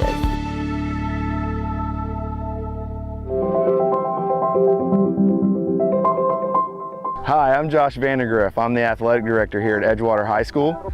I've been at Edgewater High School for the last 4 years and in Orange County Public Schools for 4 years. Athletic director's job description is probably 4 pages long. You're a coach of the coaches. You're booking transportation for all the teams. You're making sure that you have officials for every single sport and every single game that you need them for. You're still helping out with administration during the school day. So we're going to do class change. Let's go, walk faster, get to class. We have lunch duty that we have to do. You throw that on top of everything that we do to get ready for the evening when we have multiple events going on every single day. I joke all the time with my wife. She says that if we ever win the lottery that she won't show up to work the next day, and I always say that I will. So it's just one of those things that I really like doing, and when you love doing it, it's just fun. All right, so now that we got the parking lot set, the next step in our list is to go ahead and kind of get the front entrance gate and get the field set up, so that way everything's set for this afternoon. The why is I'm here for the kids. I want to try and make the best experience possible for the kids, to help the coaches create that type of atmosphere. We basically want to create that environment where these kids can be prosperous. And once they leave Edgewater, they go and become a productive member of society. I'm not leaving here until 11:30 at night on a Friday after a football game, because once we set everything up, you got to break it all down. So yeah, it creates a very, very long day. Great team win tonight. Proud of y'all. Love watching y'all getting better and better every week. It's just an awesome thing to see. Have fun, celebrate it this weekend. Monday, time to lock in and get ready to go for next week. Eagle. Pride.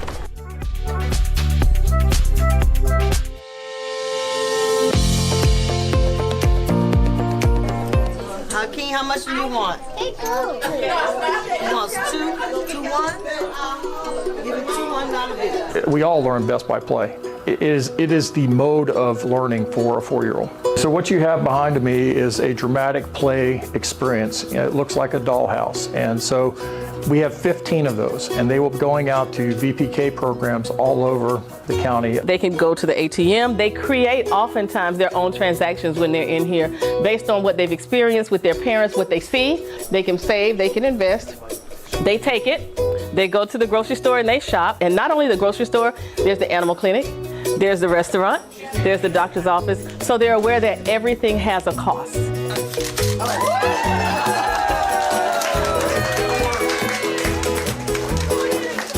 They're little sponges at this age, so they're picking up on everything. So it's really important for some of these basic concepts to be talked about at such an early age. This is fantastic. It is so great as an institution that we can come and do something like this and partner with OCPS, Junior Achievement, Early Learning Coalition, and do something that there's a need in the community.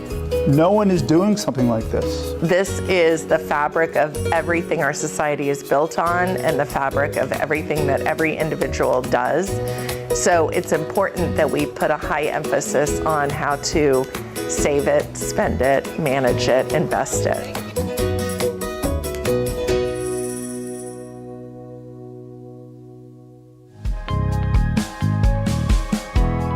Hi, my name is Brian Howarth, and this is K9 Coco, and we're the new K9 team for OCPS District Police. Good work, girl. Good job. Good girl. So on a day-to-day basis, Coco and I will travel around from school to school doing weapons screenings. She cuts down on the search time. Dogs' noses are 100 to 200,000 times greater than ours in smelling. So to go in and do a search that may take 20 minutes for us to go through and search everything by hand, Coco does in about 3 to 5 minutes. I started with the district police in April of 2023. And Coco and I were teamed up towards the end of April. So we did a lot of bonding the first couple months before we went to training. It was just a bonding period with Brian and his dog. The dog had experience, Brian had experience. So we bring him here and we put him through a refresher course. It helps the team bond together. It helps them know how each other works. Good girl. Good job, girl. Being a handler, it is more than just walking the dog. You have to interpret what the dog is trying to tell you, trying to take care of the dog. Good girl, Coco. There you go, girl. So Coco does come home with me. She lives with me. She runs around the house with my 2 other dogs. When she's at home, she's just a dog. So she's playing with the other dogs and just being a dog.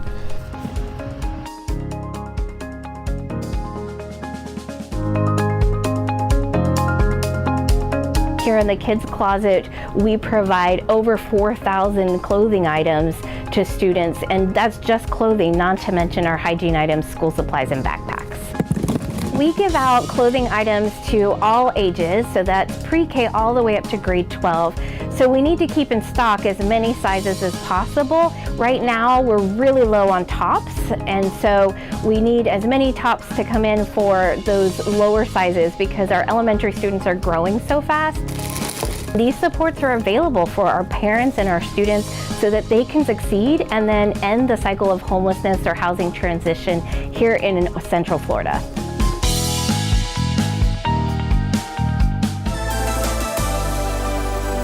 Brilliant work. It's not every day that you come to school and get to play soccer with some of the biggest names in the game. Try to keep as much space as possible. Such an honor to meet all these special players. And my dream was to meet players from the UK. Premier League players and coaches from the United Kingdom came to Windermere Elementary School as part of the Fan Fest event in Orlando. And students even got in some practice on the pitch.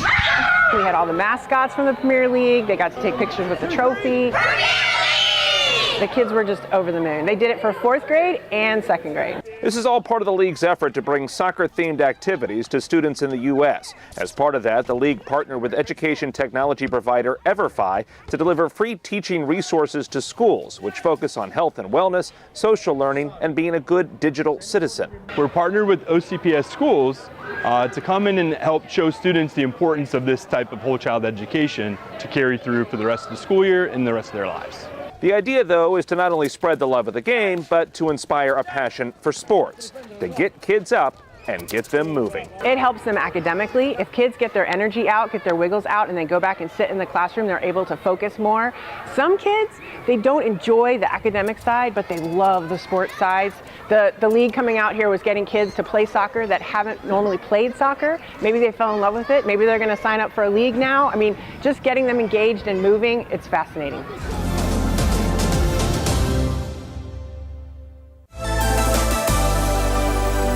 Well, the kids actually don't know that he's coming. They don't know what he's coming for. So it's going to be a surprise for them. Teach-in at Baldwin Park Elementary took a turn when Jose Cervantes arrived. By show of hands, how many of you have heard of Lazy Moon Pizza? Nice. But the general manager and part owner of a Lazy Moon in Orlando did not just impress with his high-flying pizza-making skills. Look out, people in the front. It was cool because I've never seen anything like that because it's a real talent to do that. It was really cool because it was really high and it almost hit the ceiling. And I was kind of scared that it was gonna get stuck on the ceiling.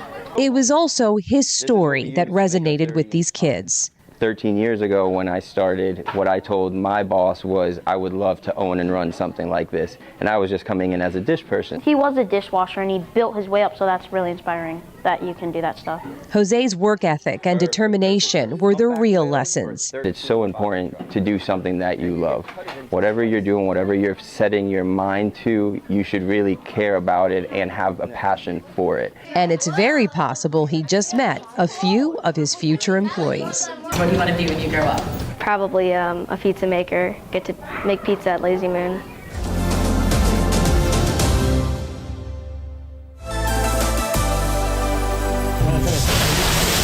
Talk about an extreme makeover.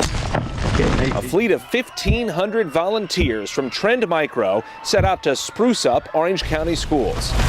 Trend Micro is a global cybersecurity leader. We're a platform company. We protect everything from cell phones to major corporate organizations, and we've been doing it since 1988. These volunteers represent 85 countries spread out at schools across the county. We're at 4 different schools today. We've got about 1,587 people distributed amongst these schools. I think we have 40 some odd buses taking them all there. Among those schools getting a makeover was Shingle Creek Elementary. Throughout the school, there's new murals being put up, there's paint walls being painted, garden that's being extended, mulch landscaping, weeds being pulled, the panda store, bakerspace, whatever you can think of is happening right now. But it wasn't just a makeover. Trend Micro also raised and donated more than $15,000 to each school, and they're still working to raise money. Shingle Creek is a Title I school where 50% of the students here speak a different language at home, and where projects and donations like this, well, don't happen very often. We don't have volunteers or the money, the resources to come do big projects. So for Shingle Creek, this is huge. These kids are our future, and if you put a little investment in time, you reap a ton of reward.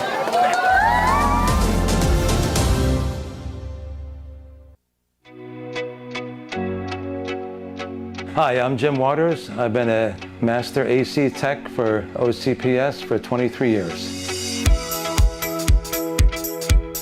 Today we have a couple chillers to reset that are in the alarm, and also we have AC leaking, condensate line, and a couple belts to change, and some ductwork to seal up.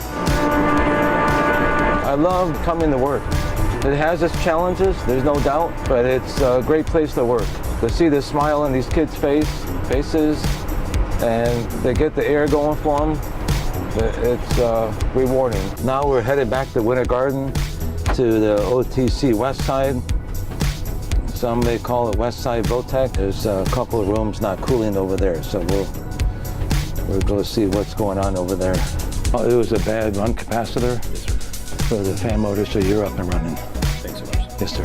Thank you.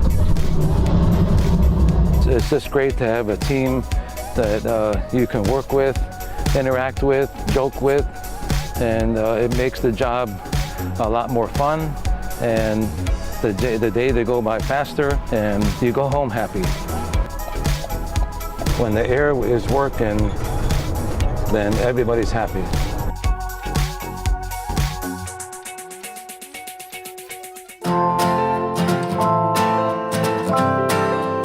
Charity recycling bins is one of the easiest ways for partners, families, and our neighbors and employees to support our schools. You will find at schools that have them a little white bin with green writing. And in that bin, you can place anything made out of fabric. So clothing, sheets, towels, old curtains, actually leather can go in there too. So you can put shoes, you can put luggage. So then what happens is there's a little camera in the bin. And when the bin fills up, Charity Recycling Services comes, weighs everything that's in the bin, empties it out, and the schools receive 10 cents per pound. I chose to bring my items to our school's donation box because I know that we receive funds from the poundage. And we want to do a lot of things for our students.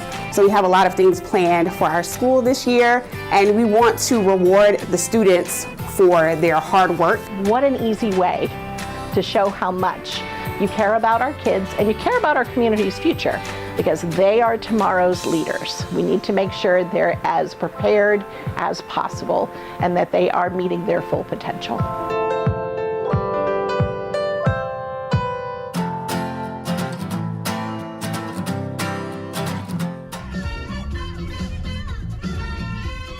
If I don't know it, I'll just pull up the words on my phone. I'm so excited, and I just can't hide.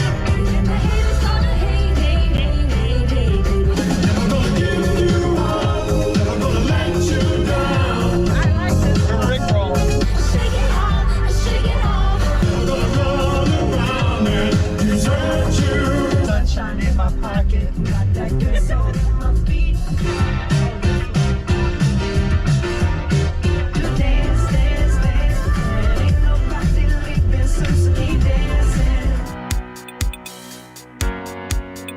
Hi, my name is Johnny Aldon.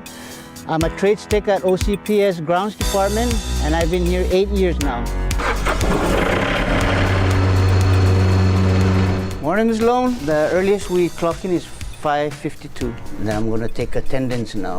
Chris, good morning, man. I got 4 crews. If that's elementary, they do two schools a day. Middle school and high school is 1 school a day. You all know the routine already. Let's head out there. Do what we gotta do, try our best. We're short-handed. Let's rock and roll. We are heading to Audubon K-8 school. The crews was here yesterday. They didn't have a chance to finish the field because of the weather. So I'm gonna finish it off today for them. I always think of it as just making the schools, for the parents to feel good dropping their kids off to a nice looking school like that. Everybody thinks it's easy.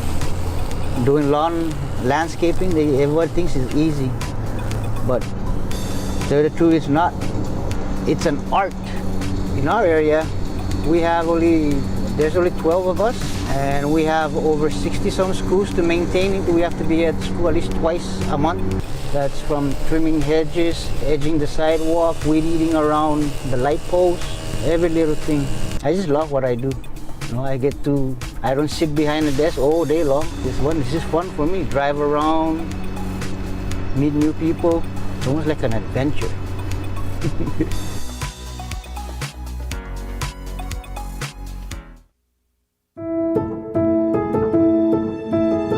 Miss Glover's second grade class is practicing ELA. This is going to be our last one. And it's Haley's turn to answer. Every single person on Earth has a brain. A simple sentence.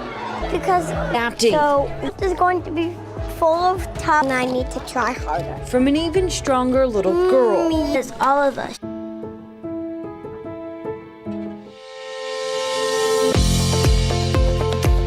Should we be practicing with the kids at home? So Parent Academy is basically a conference for parents. Instead of kids going to school, parents come to school for the day to learn how to make their kids successful in school. We offer lots of different sessions for people to pick from, but if you're anything like me, really hard to learn when your kids are pulling on your shirt. So we offer a youth academy where kids can go learn and have a great day while their parents are free to ask questions of the district. What about poetry? We're very adamant about our children's futures, and so we made it a point to be as involved in their education and any meetings, meet and greets as possible. Today's theme is a guide to a successful school year. So we have transitioning to kindergarten, transitioning to middle, transitioning to high, navigating the school year as an exceptional student education parent, which can be a challenge. We also have understanding the OCPS parent portal, using the new talking point system, and 4 sessions that are only in Spanish. It's not one school or district for itself. Everyone is a united front, and when families see that, that is really what is going to inspire and change this world. Today we have 859 families registered, which is amazing. We'd love to have even more. But the number one reason people don't come to Parent Academy is because they don't think we speak their language. So what I want people to know is whether you speak Spanish or Russian or Chinese, every single session is closed captioned in over 100 languages. Education does start in the home, absolutely, but we can't do what our educators outside of our 4 walls can provide for us. And if we can just meet them in the middle of that, it'll just bridge beautiful relationships. We do what we do so our children have it better than us. And every single person here who puts this together, that's what they want. They want their children and all the children in OCPS to be successful and whatever success means to them.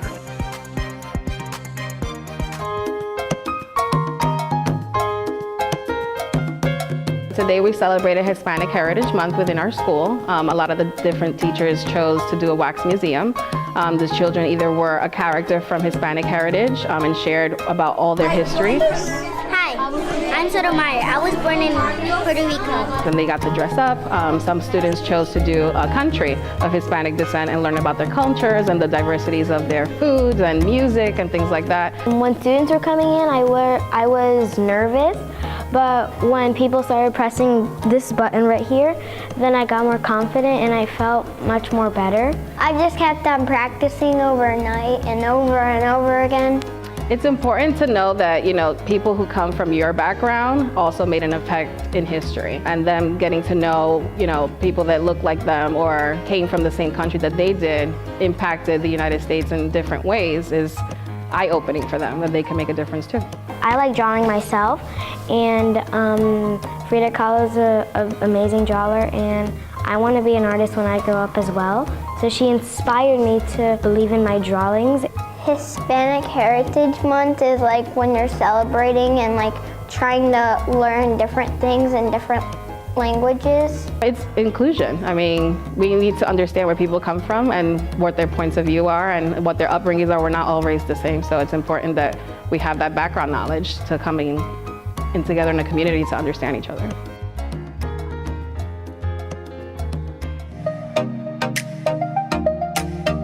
The school cafeteria is a place to refuel. Hey, my dear, you want a teriyaki? FNS manager Sharon Rouse and her team. Listen, after a long day of testing, it's time to eat. Make sure the Wolverine Cafe. No, I don't blame you, honey. Is that and more. Oh, you sure can. You think you did okay on your testing? I hope so. You have a marvelous day. This is my passion, seeing the kids every single day. They may not get this meal. They may not get the love. They may not get the attention that they desire every day. So I'm here for them, me and my team. So when it was time to level up the menu items in celebration of National School Lunch Week, they didn't hesitate. Well, today is our wing bar. We have the General Toso sauce, we have the teriyaki sauce, we have the mandarin orange sauce. And let's just Madam Chair, I have I have a video. If my friends in video services are able to put it up. Yesterday we had the pleasure of attending the Orlando Magic's Pick, Read, and Roll. And it's due to the tremendous partnership we have with the Orlando Magic that our 4th and 5th graders are able to come out to Amway Arena and interact with the players and hear them talking about reading. To say that it was an energizing experience doesn't quite describe it. But if we're ready to share the video.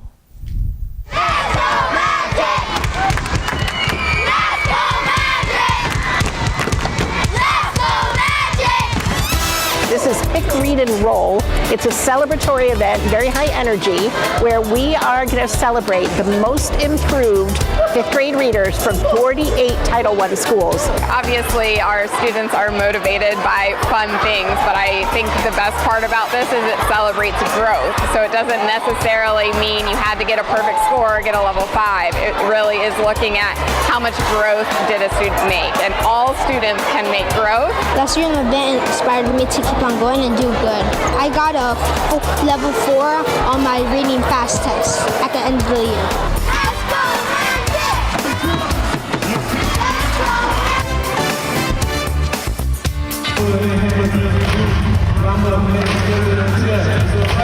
So many of our students look up to the Magic players. They aspire to be basketball players, and for them to hear from them about reading and the joy of reading and their favorite books means so much to them, and it's something that they'll remember for the rest of their lives. I know I always want to give back, especially to the youngins, because for me it was so crucial, and I think the impact of the next generation is a gift to have.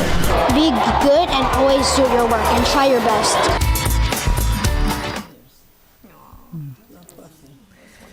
Yeah, it really was an incredible event, and to see how much energy those students had, and really celebrating improvement. The fourth graders that were there are challenged to make improvement so that they can be there next year. So thank you to everyone that made that possible. My cabinet members went out as well in support, so it was a great event. And thank you to Board Member Felder and Board Member Bird, who were there. I think we saw them dancing a bit, so it was a great event, and just another sign of the great partners we have in our community. Thank you so much. Ms. Embold, do you have a report for the board? I don't have a report, but I do need to request an executive session.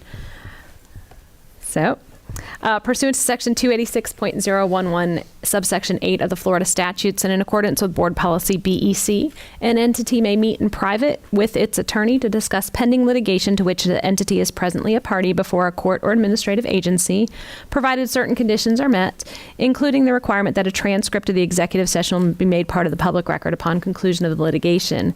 In this case, I'm requesting the school board's advice concerning pending litigation styled as Orange County School Board versus Trax Corporation in case number 2023-CA-016205-0.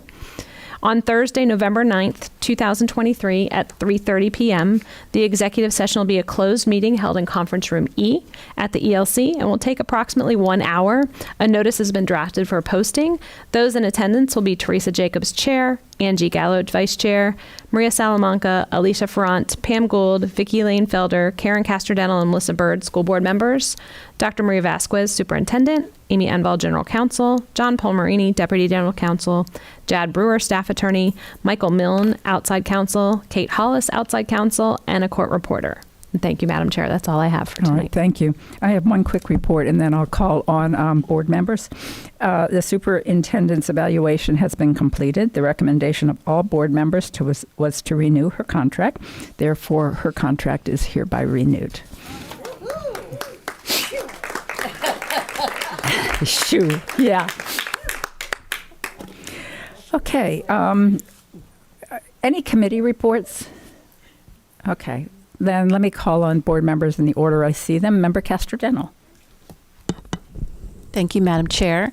I have two issues I want to bring up, and one is regarding teacher workload.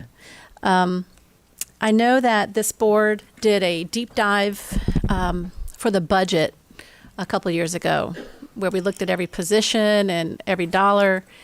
And I want to recommend that we do something similar with the teacher workload, do a comprehensive deep dive into what tasks we're asking our teachers to do, what are we preventing them from doing, and really look at this because we hear it every year. And I hear it from both veteran and newer teachers alike that this year is the hardest yet. And I just can't fathom how hard it must be. I mean, it sounds like the job is impossible. And I'm not even talking about the salary. It just sounds like it is so hard. And I really think it is important that we look at that.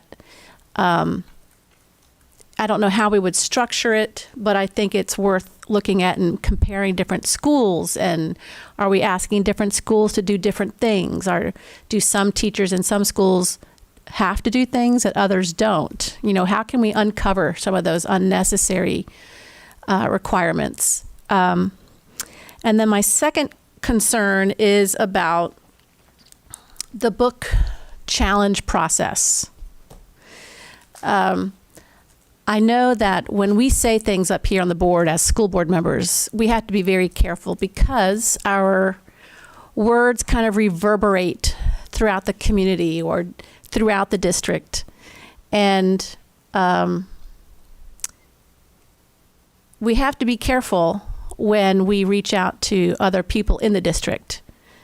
Because I remember Dr. Vasquez mentioned that when a school board member reaches out to someone on the executive staff, they stop everything that they're doing and try to accomplish whatever question we're asking. They stop everything to do that. And I don't think we as board members always realize the weight of our interactions with teachers or staff or principals.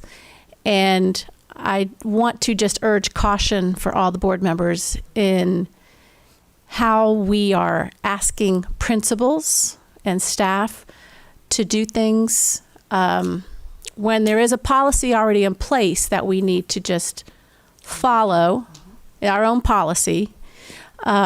So I just want to put that reminder out there. That's all. Thank you. Thank you, Member Castrodeno. Member Gould. So thank you, Karen, for those comments. That's true. We know that things kind of stop when we are asking questions or wanting to do things. But I actually am coming with really good news. I was late because I was at the county commission where they approved the move of our stadium onto Windermere High. And I am so excited. So first of all, I want to thank the chair because she was in office along with me when we went through the original assessments and really helped to make sure we had schools and even highlighted that we didn't have a high school back then and helped to find some locations for both of our high schools. And unfortunately, our compromise plan just did not work. It was not a good location. It was too small. It wasn't safe. All those things. So I'm thrilled with that. But secondly, so one more. Yay! 10 years. Woo! Secondly, we had Gen Wow last week, and it was magical. It was absolutely magical. And actually, what I would like to do, if I can find it quickly, is read to you a posting that was sent out from a parent about her daughter who had attended twice Gen Wows. So let me see if I can find this quickly. I can. It says, "I'm incredibly proud of my senior high school scholar, !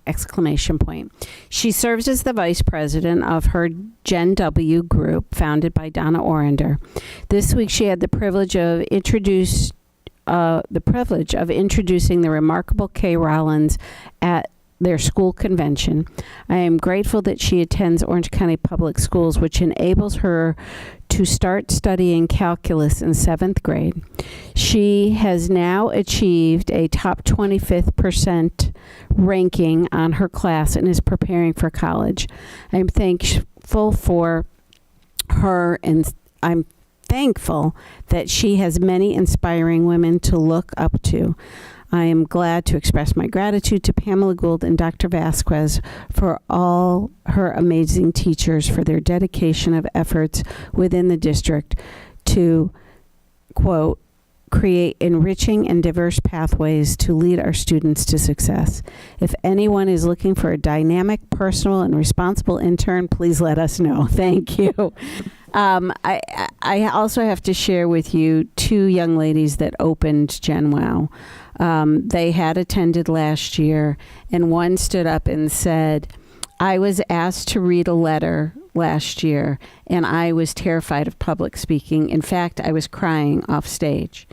She said, a year later, I do presentations, I have moved more into leadership roles, and I am the president of the club at their campus. And the one that stood next to her also said, I was going through something very rough last year, and without this, I don't know where I would be this year. Those two statements alone just made that day worth it, and that was at the start of our. I don't know what to call it. It's not a meeting. It's not a celebration. It's an amazing learning opportunity in a creative, shared way that really allows these girls to boost each other up and learn grit, resilience, opportunity from 100 women in our community. It was just magical. Thank you, Member Gould, and thank you for all your efforts and your sponsorship and getting this going in the first place. I guess it's definitely an experience. Member Byrd, you're recognized. Thank you, Chair. I appreciate Member Castrodinal bringing up our book challenge, and I wanted to ask our General Counsel when policy IJL is going to be reviewed again. Do you know that offhand? We kind of are at a standstill at the moment. We have to wait till you have your organizational meeting to set forth your meetings. For right now, we only have meetings set through November. So when you have your organizational meeting, you'll set your meeting for December and moving forward. We do have it on our list. That's what we discussed during our planning session. So it's on there. Okay. We just don't have a timeline for it right now. Okay, good, because I want to make sure that we get that policy on the schedule, because I do think that we need to address the issue of school board members bringing reconsideration, requests for reconsiderations directly to principals. When I looked back over the policy, the first step is to ask in writing for a conference with the principal, and then the second step is submitting the request for reconsideration. But I agree with Member Castrodinal. Or actually, I don't know if you talked about. You can't agree with me. You talked about this, but I just think that it puts a principal in a very difficult situation when it's a board member. I have also been told that things stop when a principal gets an email from a board member, and that whatever that issue is has to be dealt with right then. And I've seen it because I know it happened with me. I made that mistake one time, and Dr. Armbruster brought it to my attention after he was not working for OCPS anymore, and explained to me what my one email, the whole process that later followed because of my one email. And it was quite a process with very many people involved. So I think that it's just inappropriate for a school board member to anytime go to a principal about any kind of issue at a school. I think that a school board member should be going to cabinet members only and let them handle it. So I really think that our policy needs to be revised. I don't think that that's a good position to put our principals in. And then second thing is the pronouns discussion. I know we talked about this at the last meeting about bringing that forward again to have another discussion with the board about that. In the meantime, I had also spoken to the superintendent and Mary Bridges about our LGBTQ guidance and getting an LGBTQ guide available for our staff. As I said at the last meeting, I think that, and as was mentioned tonight, I think that it's vital that we provide that clear direction for our staff, for our students as well. So, and yeah, that's it. Thank you. Okay, thank you, Member Byrd. I want to clarify or one statement. I know we have not set our calendar for next year for meetings, but our work sessions never conflict with our board meetings. So I don't see any reason, the superintendent and I set the calendar, I don't see any reason that we can't work together to set a date for us to come back on that policy. So without objection, Dr. Vasquez, would you be agreeable to you and I? Oh, unless something has changed and I wasn't notified, we blocked off Tuesdays. The board agreed that we have blocked off Tuesdays, and while we try to avoid board meeting days, to also have another meeting, and maybe that's what you were waiting on, we certainly can look at scheduling them as soon as possible on those Tuesdays. Thank you. Member Ferrant. Great, thank you. Okay, so I am, if anybody doesn't realize, I'm the one who filed the request for consideration. And as a school board member, I went to our legal counsel, I went to Dr. Vasquez, and I said, as a school board member, how would you like me to proceed? I found a book, it is called Blankets. It is explicit sexual content, naked people having sex, drawings. I've emailed it to Miss McGill, who then will forward it to all of you. You can look through it for yourself. This isn't like Little Red Riding Hood and a cute little story. And so they asked me, they said that I should proceed with our policy. I said that I did not feel comfortable speaking directly and having a meeting with the principals, as I felt that would be inappropriate for me to waste their time and sit with them. So I sent a nice email that just said, I just want to let you know that this book is in your library, and if you would like to go ahead and review that along with your media specialist and let me know if you are going to proceed with finding the literary committee. And both schools, both principals and media specialists reviewed the material. Both decided that this was in fact sexually explicit pornographic material and should not be made available to students. HB 1069, starting at line 270, states, each district school board is responsible for the content of all instructional materials and any other materials used in a classroom made available in a school library or classroom library or included on a reading list. This is my responsibility as a school board member. I've been voted in for this. My constituents are relying on me to ensure if I find a book, this to me is the same as if I were a teacher and I saw that a student was being abused and I had any kind of thought that they were being abused. If I do not do something about it, I could get in trouble.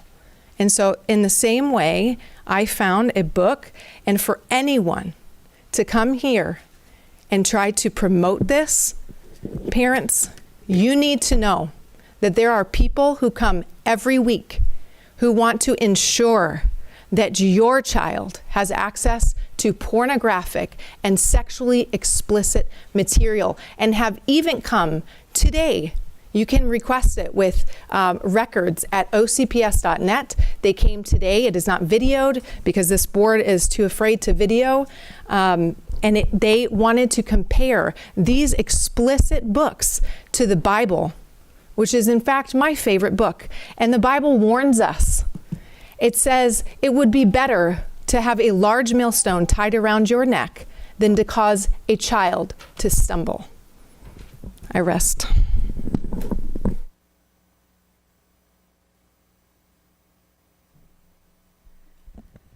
Thank you.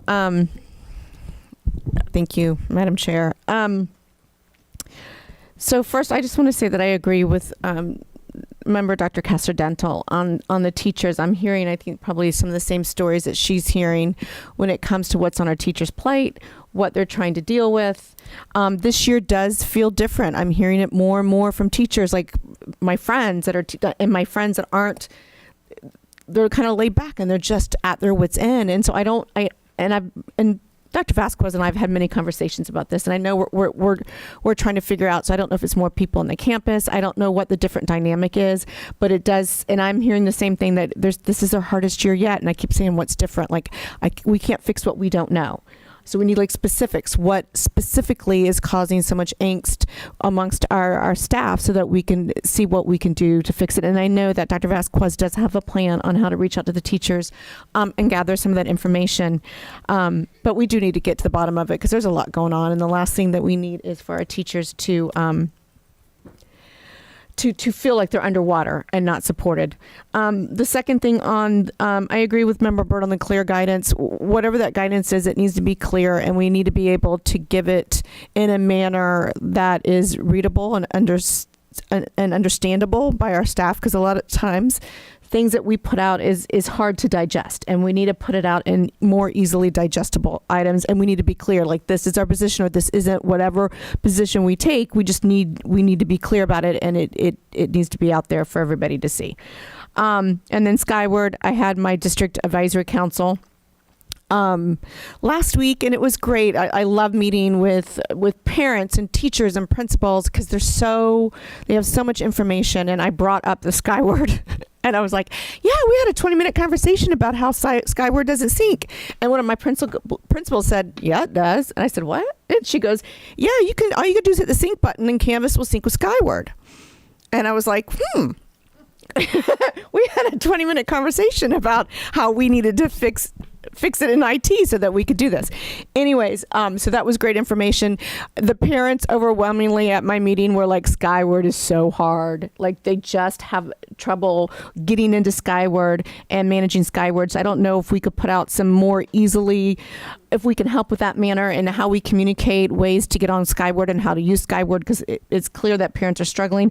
And the same with the PDF with our permission slips. Maybe there's a better way to do it than how we're doing it when we think of parents my age, parents a little younger that may not be technologically savvy or may not have access to a computer or to broadband. What does that look like for them? And how do we offer it in pencil and paper? Like what's our alternatives for those who struggle to return PDFs? And then lastly, I did not hear anybody come up during pre-agenda and say they wanted pornography in our schools. I didn't hear anybody support pornography. Nobody wants their children to have access to pornography. Nobody's asking for that or supporting that. I did not hear a conversation where that happened. So I did want to set the record straight on that. Thank you.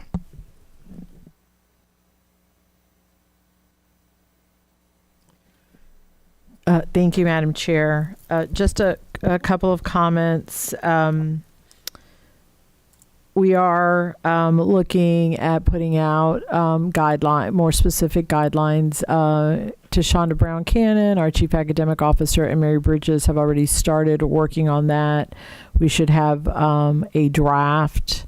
There are some elements that I believe the board is going to seek clarification from DOE, and so until that has been clarified, that will not be included in the guidelines unless we received a response sooner.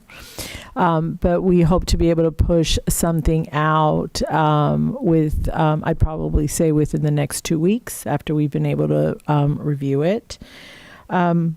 Secondly, teacher workload. We did a thought exchange. Actually, a couple of board members gave me that idea to do it right after the 9 weeks. And we did receive some very interesting feedback, as well as feedback I received from Mr. McCracken. And I do think we're going to be able to work on some things that are going to work on the culture based on the survey he sent out, as well as some of the things to come off their plate. Interestingly enough, the number one item that we received was deliberate practice and what we could do around it. So I did have a chance to talk to Mr. McCracken earlier today about working collaboratively on some of these things, and then we'll also look to see, can we take a deeper dive. I've had conversations with various teachers. In fact, I met with one today, and a lot of it does stem, I believe, from miscommunication, that people are perceiving or hearing, and I own this, but the district initiative or the district is saying we need to do this, when in actuality the district is not saying that. And so a couple of the things that were brought to light, we've tried to clear up where teachers should not need to fill out any type of data charts. That's why we have Performance Matters, so the data is available. And admin and whoever needs to see it can go on to Performance Matters. There were a couple of other examples cited about like interventions that are being used, or if people are coming to visit, requirements about filling out charts. They've done lesson plans, and so you can access the lesson plans and be able to see what they're teaching, understanding that sometimes things don't go exactly the way we want them to, and they may be a day or two behind or more. But I think there are some things that can be corrected with communication. And then we can start to look at some of the heavier lifts, like the deliberate practice, which I think is doable, but people need to understand the pros and cons.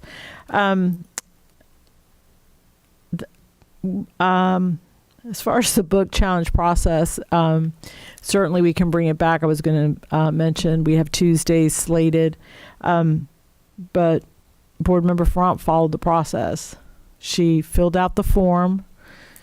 She did not feel comfortable going in and speaking to a principal for the same reasons that board members have mentioned. It's very, I don't want to say intimidating, because our board really has great relationships with our team, but it's true. When a board member is asking, same as if I'm asking, people drop what they're doing. And so she did fill out the form, and she did submit it as part of the email. I believe board members received a copy of that as well. But if the board wants to revise that policy, we certainly can look at that and prioritize that as we're moving forward. I think that's enough.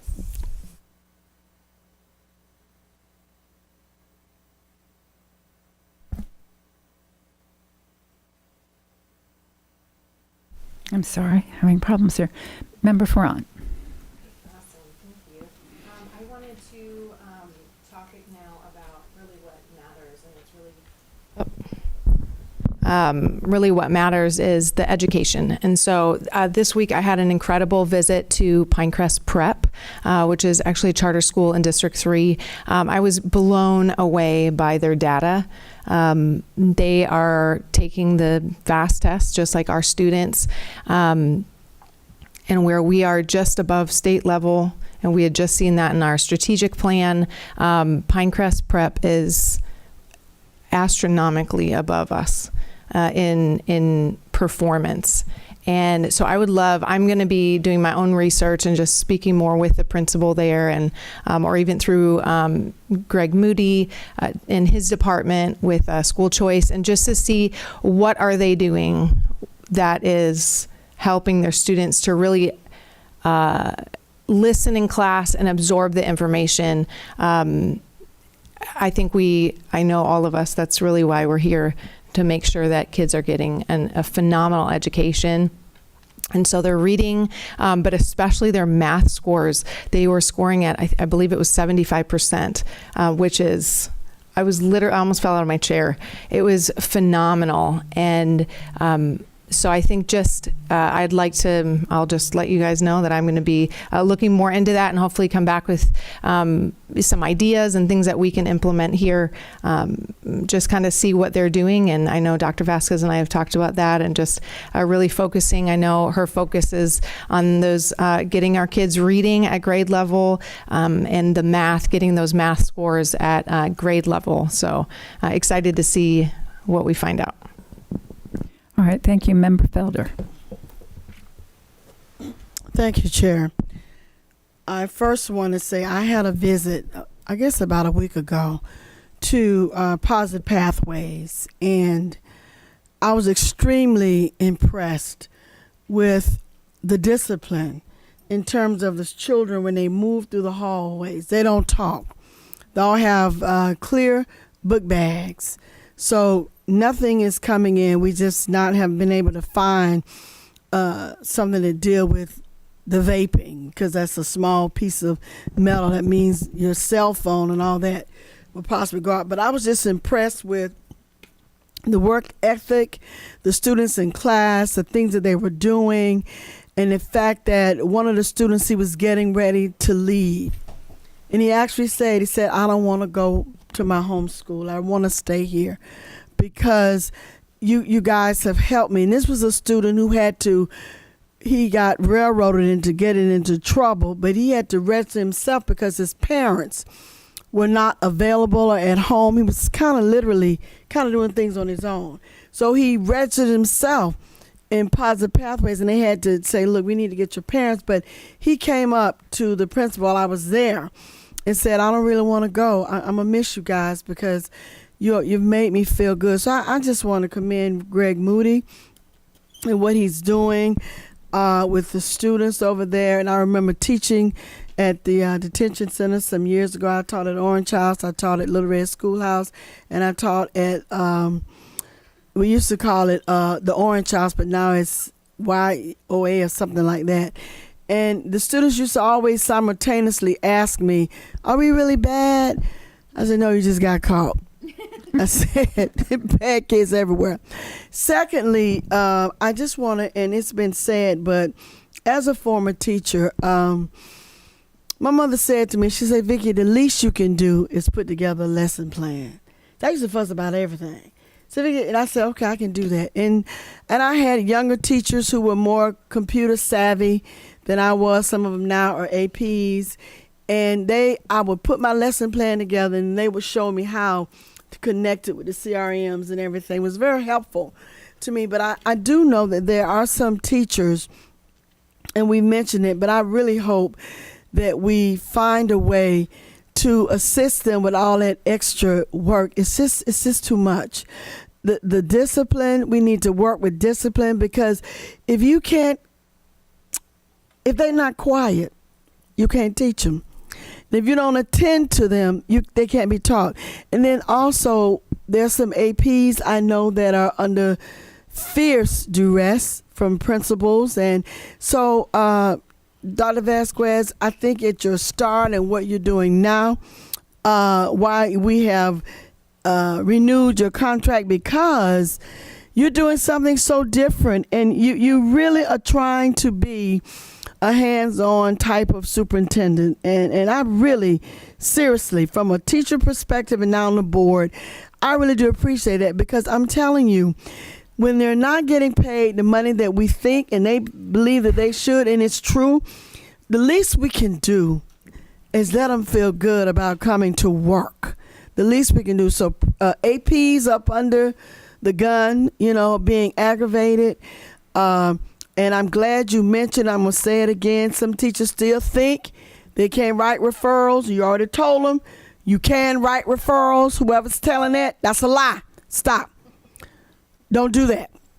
And so I appreciate my fellow board members.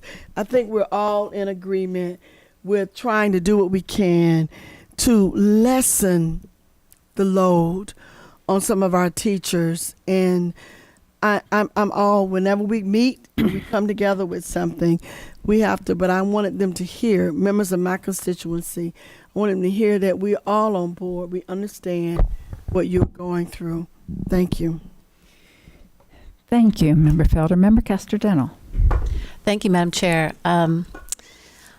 Thank you, Dr. Vasquez, for really engaging with teachers about what we can do to make their work bearable. And I know it's not just new programs that we're putting in, but it's decades of layers and layers and layers so that our school system looks very different than it used to. So to remove some of these things is going to require us to change our system. And that's not going to be easy. I know it's not just pulling a thing off here or a task off here. It's going to require some real adjustments. But I think we're going to have to do it just so that we can survive and maintain teachers. So thank you for doing that. I wanted to mention two more things. The Scholastic Book Fairs, I don't know, are they a vendor for our schools? Do we have a contract with them as vendors, or is every school individually contracting with them? Individual schools set up their Scholastic Book Fairs. I did reach out to Shonda Brown Cannon, our Chief Academic Officer, asking if there had been any schools with concerns about not being able to have books. To date, we have not received any concerns or requests, but we'll make sure that we share through our media specialists and our team here at the district office about the availability of the books. And I don't believe, from what I saw on the news, the titles, there was a link to the books. I don't think we're going to have an issue with having all of those books available. Okay, I thank you for that. I want to make sure that Scholastic is not censoring books for our students, that this is a chance for them to make their own purchases, often with their parents by their sides. So if we can send a message to them that Orange County Public Schools does not favor their putting aside books that are on someone else's list, I think that would be powerful. Thank you. Another update I want to give real quick is on Eatonville schools. In Hungerford, we are looking at adding a preschool with a partnership with Travel and Leisure for 2- and 3-year-olds, and also adding our Orange Technical College Eatonville branch, which will likely open in January. Thank you. Thank you, Member Castor-Dental. Member Byrd. Thank you, Chair. I just wanted to take a minute to clarify my comments earlier. I was not saying that it is not a board member's role to protect children or to report incidences that put kids in danger or whatever. I can assure you that I am constantly alerting issues to cabinet or the executive leaders or directors of elementary, middle, and high school. They're probably tired. They probably get tired of hearing from me, I'm sure. My point to that was that we need to change the policy so that the policy doesn't direct school board members to go directly to principals. That was my point. Secondly, I wanted to also clarify that no one is trying to get pornography. Parents, you do not have to worry about your children in our schools. No one is trying to get pornography into their hands. And actually, to make a statement like that is very insulting and disrespectful to our educators and to our very highly trained media specialists. And I think it's just so wrong.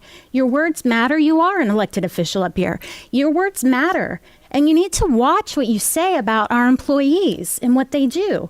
And the fact that you have found a few books out of the thousands and thousands and thousands of books in our libraries that have been curated over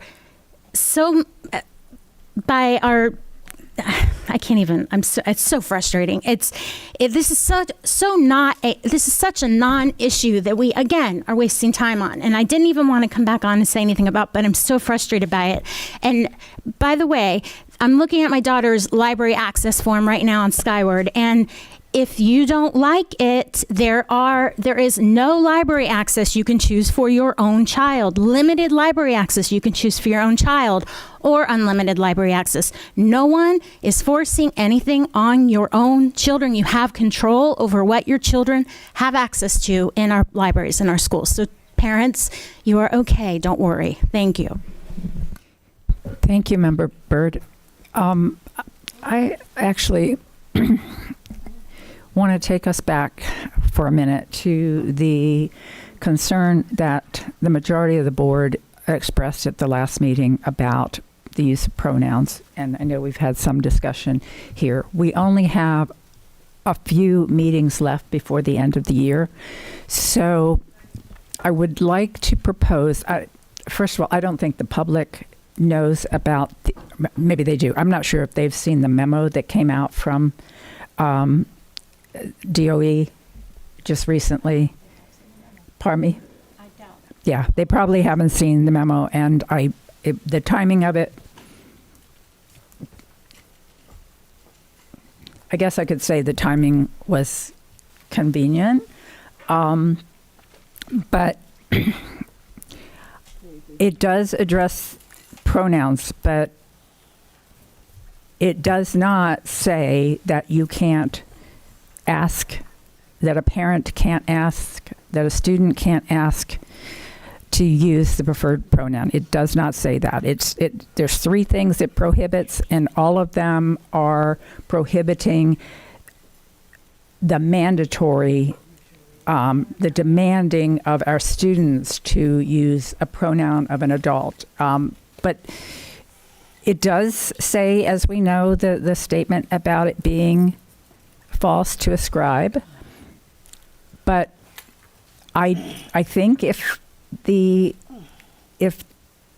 statute said it's prohibited, it would say prohibited as opposed to false to ascribe. I'm okay with falsely ascribing if that's what the state wants to call it.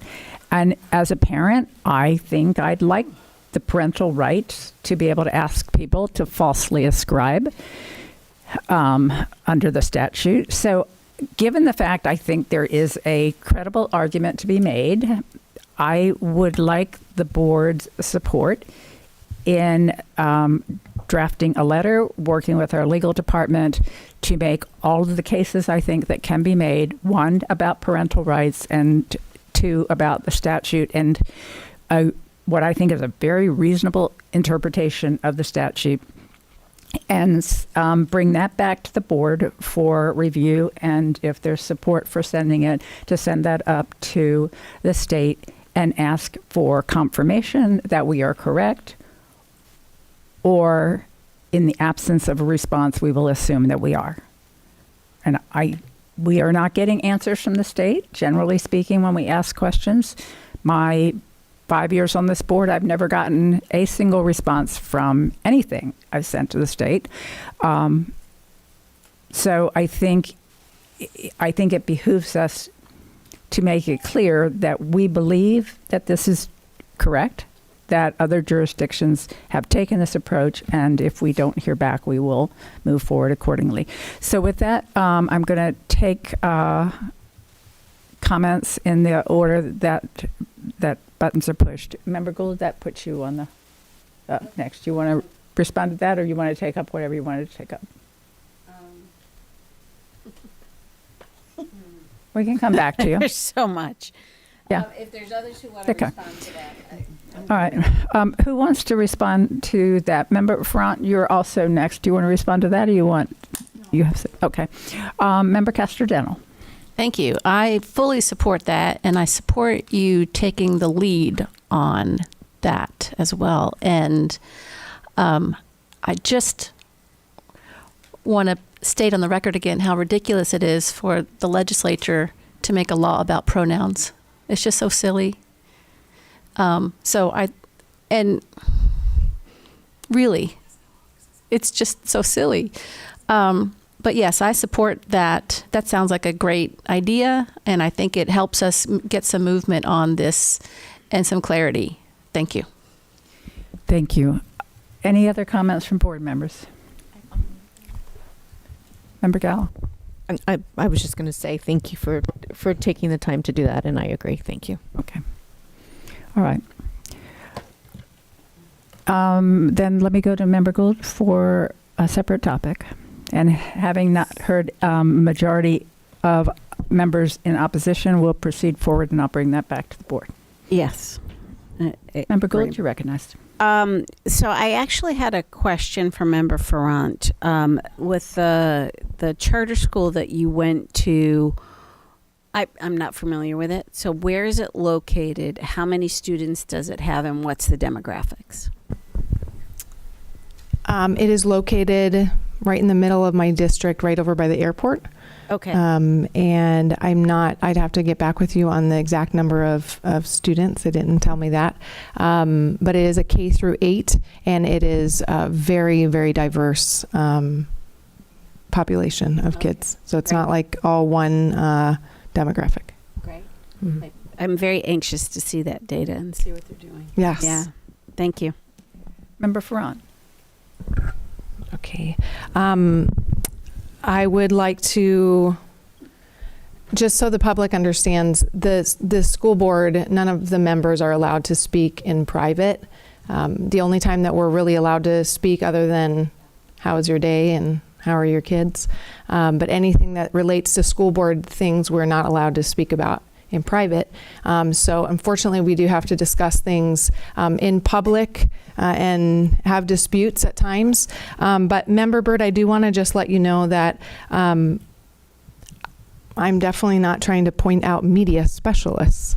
I was actually referring to members of the public who come to the meetings, every single meeting, to try to act like the books that are being removed, which in fact contain sexually explicit content, they're trying to keep them in the schools. That's what I'm referring to. And so I am frustrated with that. And I think it's ridiculous that we have to go back and forth with this. And we're all mothers, the majority of us. And if you don't have a mother from your womb, you've got mothers from your heart and children from your heart. I'd also like to say that we can definitely go back and look at the policy, but when I tried going directly to the superintendent and just saying, hey, I want to let you know there is a book in in these schools. Would you like to speak with your principals? That way I'm not going to the principals. I'm just letting her deal with that and just letting her know, I don't know how you want to go about this, but I just want you to know that I've found this book. Other moms are seeing these things and whatnot. And so I bring it to her attention. And when I did that, all of a sudden it was board member Ferrant is trying to go against policy and not follow policy. And so this time I followed policy explicitly. And the 2 schools were not in my district. And so I felt it was very inappropriate for me to go to another school board member's district and speak with their principal. I felt it was very inappropriate. So I wrote a very kind letter that just said, I want you to know it's in your book. It's in your school. This book is in your school. So I'm definitely not calling out media specialists. I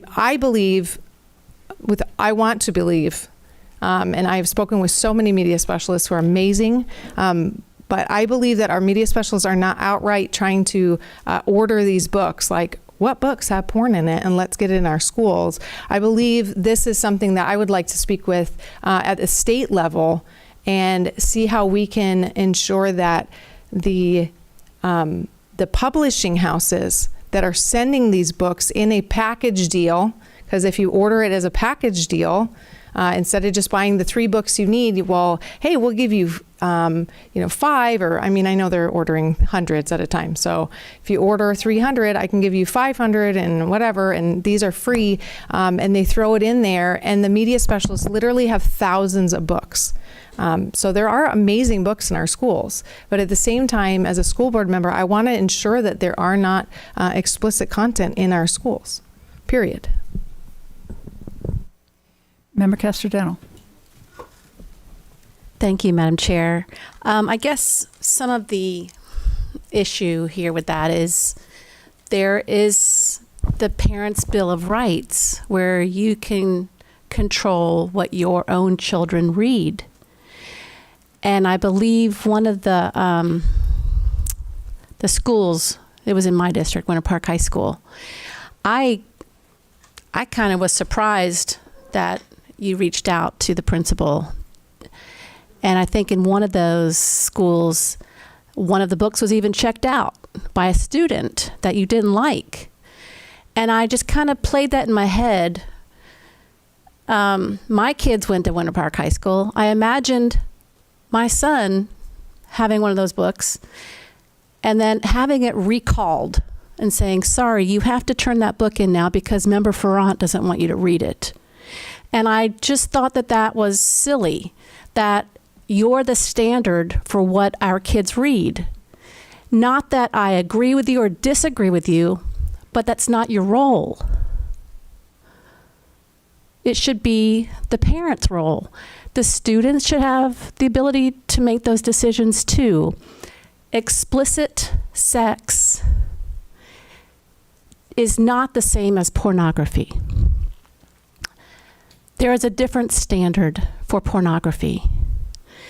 And I also, speaking personally, don't want my two kids to graduate from high school so sheltered that they become easy victims.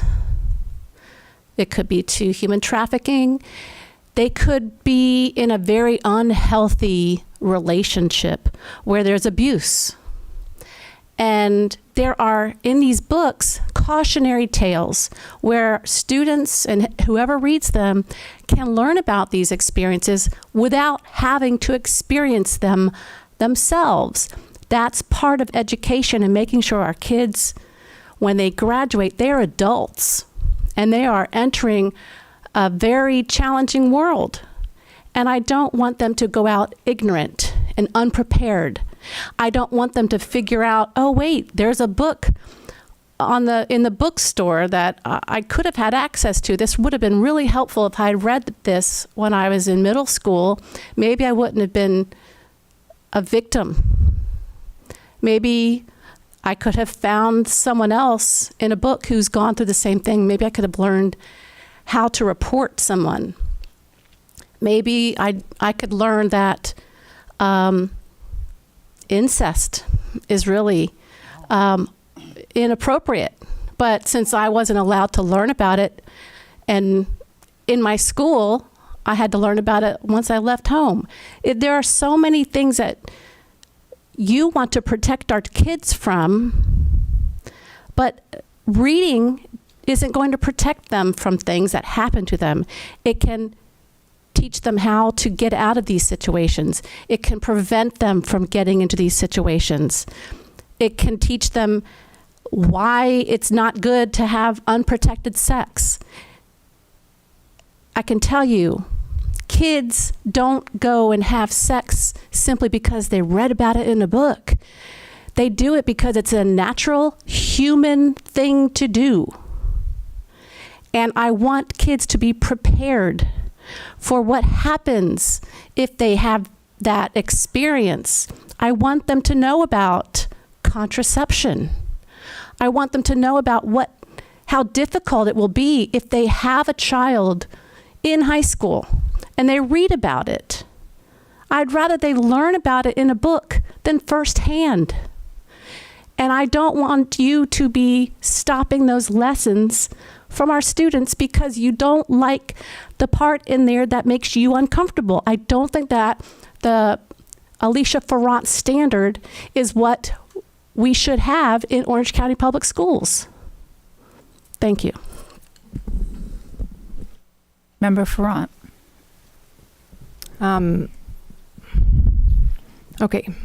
Member Castor-Dental, have you looked at the book blankets? Did you go ahead and open that email? Do you mind doing that real quick? I would love for you to just look at it real quick. I think you just missed my whole point. No, I didn't. I don't need to read a section of a book that might be difficult to read or uncomfortable or naughty, to say, how dare we have this book? There are reasons to have some of those scenes in books so that our children can learn from them. Well, I have we will not have read to the agree book. to disagree. So it is. I know. Thank you. There's no convincing you response is otherwise. You didn't I know. read it, and you don't want to read it. That's fine. I read lots of books. I will be read a lot sharing of this books. later All right, for guys. parents who do care. I will be sharing this later on my Facebook page so that you can see for yourself what content was in the book. It will be a link and with a warning that this is just for adults to look at. But you can see for yourself. And I do want to remind parents that if you do not want your child to have any access to sexually explicit material, or pornography in the school, you would have to go to your Canvas, and I will also show you how to do that. I will do a quick tutorial to let you know, because I know many of you, it's hard to even know where those are, and I know the school board thinks that all of you are completely okay with that. If you are fine with having your kid look at sexually explicit books, those are readily available at the public library, but I don't believe that taxpayer funding should be paying for explicit sexual content to be in our public schools. And this is the end. I will not discuss this any further, but I will continue advocating to remove any explicit sexual content in our public schools, period. Okay, we're about done here. The only thing I will ask is, Member Ferrant, at this point, do not speak for the board. When you say the board wants, you don't read minds. You don't know what we all think. Do not speak for the board. Go ahead. You're recognized. Well, the entire board is completely fine with all these books at this point. Every time that a book is, so you guys are okay with this book being removed? You can't say. Okay, hold on. It's the process. I would like every board member to go through one by one and let me know, is this book with explicit content, would you find this appropriate? If I printed what is in this and I went and I started showing this to 14-year-olds in our high schools, would that be okay, or would I be arrested for showing pornography? Please go through. Member Ferrant, you may have forgotten what happened when Jacob Ingalls walked in. So... Oh, he got removed, correct? For reading explicit content that was in our schools. I did not interrupt you. That is not... Yes, he would not stop reading the book. What also happened, and maybe you missed this part, is I asked the superintendent to look at that book and make sure that that book was not on our library and it was taken out of our libraries. The previous superintendent, had her team review it, and it was off of the shelves permanently. So don't speak for me. Okay, so I have not read the book. In fact, I can't find the book.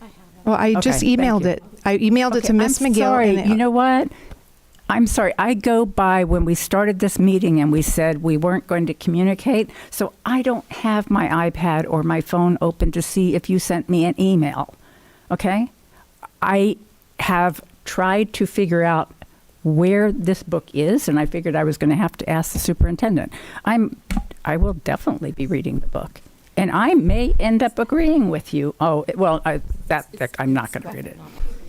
Okay, I'm sorry. If it's really that thick, I'm probably not going to read it. But, okay, bottom line, and this is to everybody, I really think it's inappropriate to say with certainty what you think somebody else is thinking. You can think, you know what, you can say, I think you're thinking this, but to make a blanket statement, and it's not just you. I mean, people do it all the time, and I just think it's wrong to ascribe to somebody thoughts or motivations when you don't know for sure what they are. That's all I'm saying. So, Member Felder, you're recognized. Thank And at some point, we're gonna call it a day and go home. We'll land the ship. I just wanted to make this observation. Book banning has been going on since the beginning of time. If you just bear with me for a second.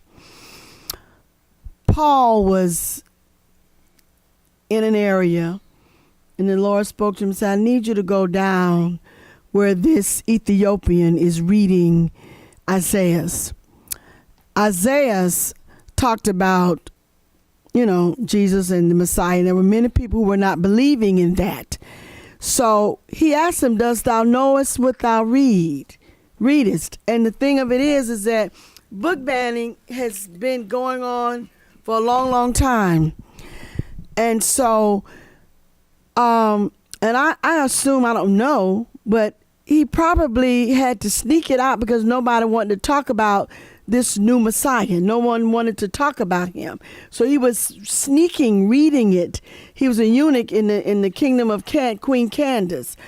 But I do want to say this, is that because I see a book or I read a book and I don't feel like it's an appropriate book, I don't have a right to determine whether it's appropriate for somebody else's child or somebody else. I don't have that right, because just like some parents feel like that's pornography, I think they ought to tell the true story of the transatlantic slave movement. That needs to be told.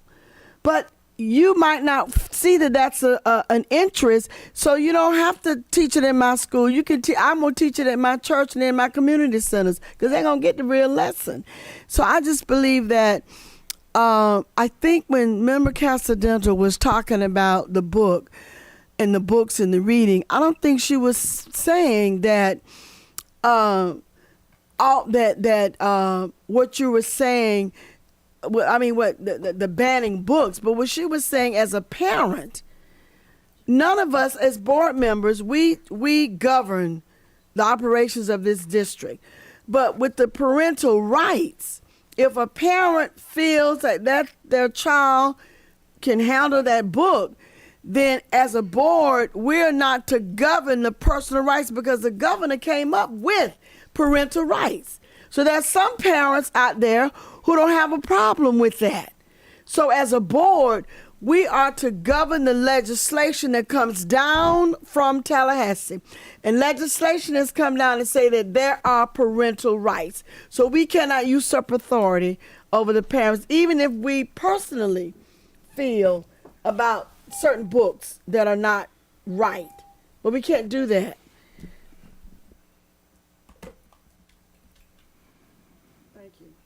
Member Gould? So, Member Friend, I did look at that, and that would not be a book that I would have let my children look at. But I would have wanted the option to say, why did you even want to take that book out? What drew you to that book? And open up that conversation. So I think that the parental rights is a tool for parents, and I looked at the components that you pulled out, so I don't even have it in the context of the whole book right now.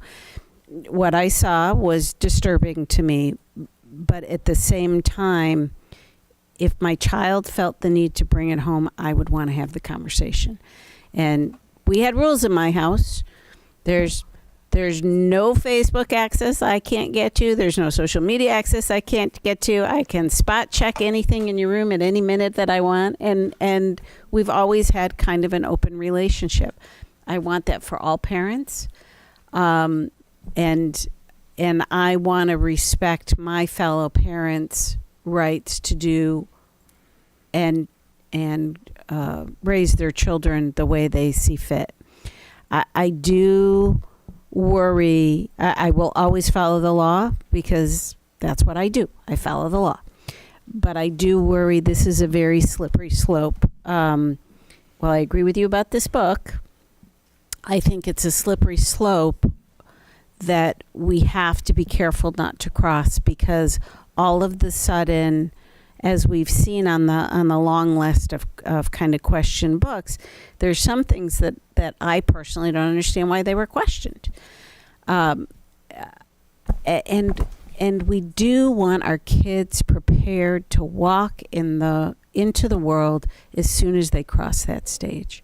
So I hear with an open heart what you're saying, and I certainly hear what my fellow board members are saying. But I think we have to figure out together the best way to implement this law without it feeling we're doing the parents' job for them. So that's what was on my heart to say. Member Ferrant. Thank you, Member Gould. I appreciate that you took the time to look at the book. I hope the other school board members would take the time to review that as well. State Statute 827.071 says it is unlawful in the state of Florida to provide children, not for a parent to provide it. If you're a parent and you feel that your kid needs to look at porn, I think it's ridiculous. Or if you think your kid needs to read a book about explicit sexual content that looks into the window of a child of incest, or if it looks into, all these reasonings that people give, if that's where you are at as a parent and you want to provide that, that's on you. But I'm a school board member, and as a school board member, the law states that it is unlawful. And so that's why we remove them. These are books that shouldn't have ever gotten into our libraries. And as in this case with blankets, when the media specialist saw that, she said, "Oh my word, why is this in my library? This definitely is not appropriate." And it was removed. And so I'm very thankful. We have common sense in this district. And parents who feel that they are frustrated that a book like this, or Push, or Genderqueer, or whichever ones have been removed, if you feel like your child needs to read those or have access to them, they're readily available. They have not been banned. These books have been weeded out of our schools, so make sure that the content is curated and is appropriate for the age that is here. These are adult books, and that's it. Okay, with no further comment, this meeting is now adjourned.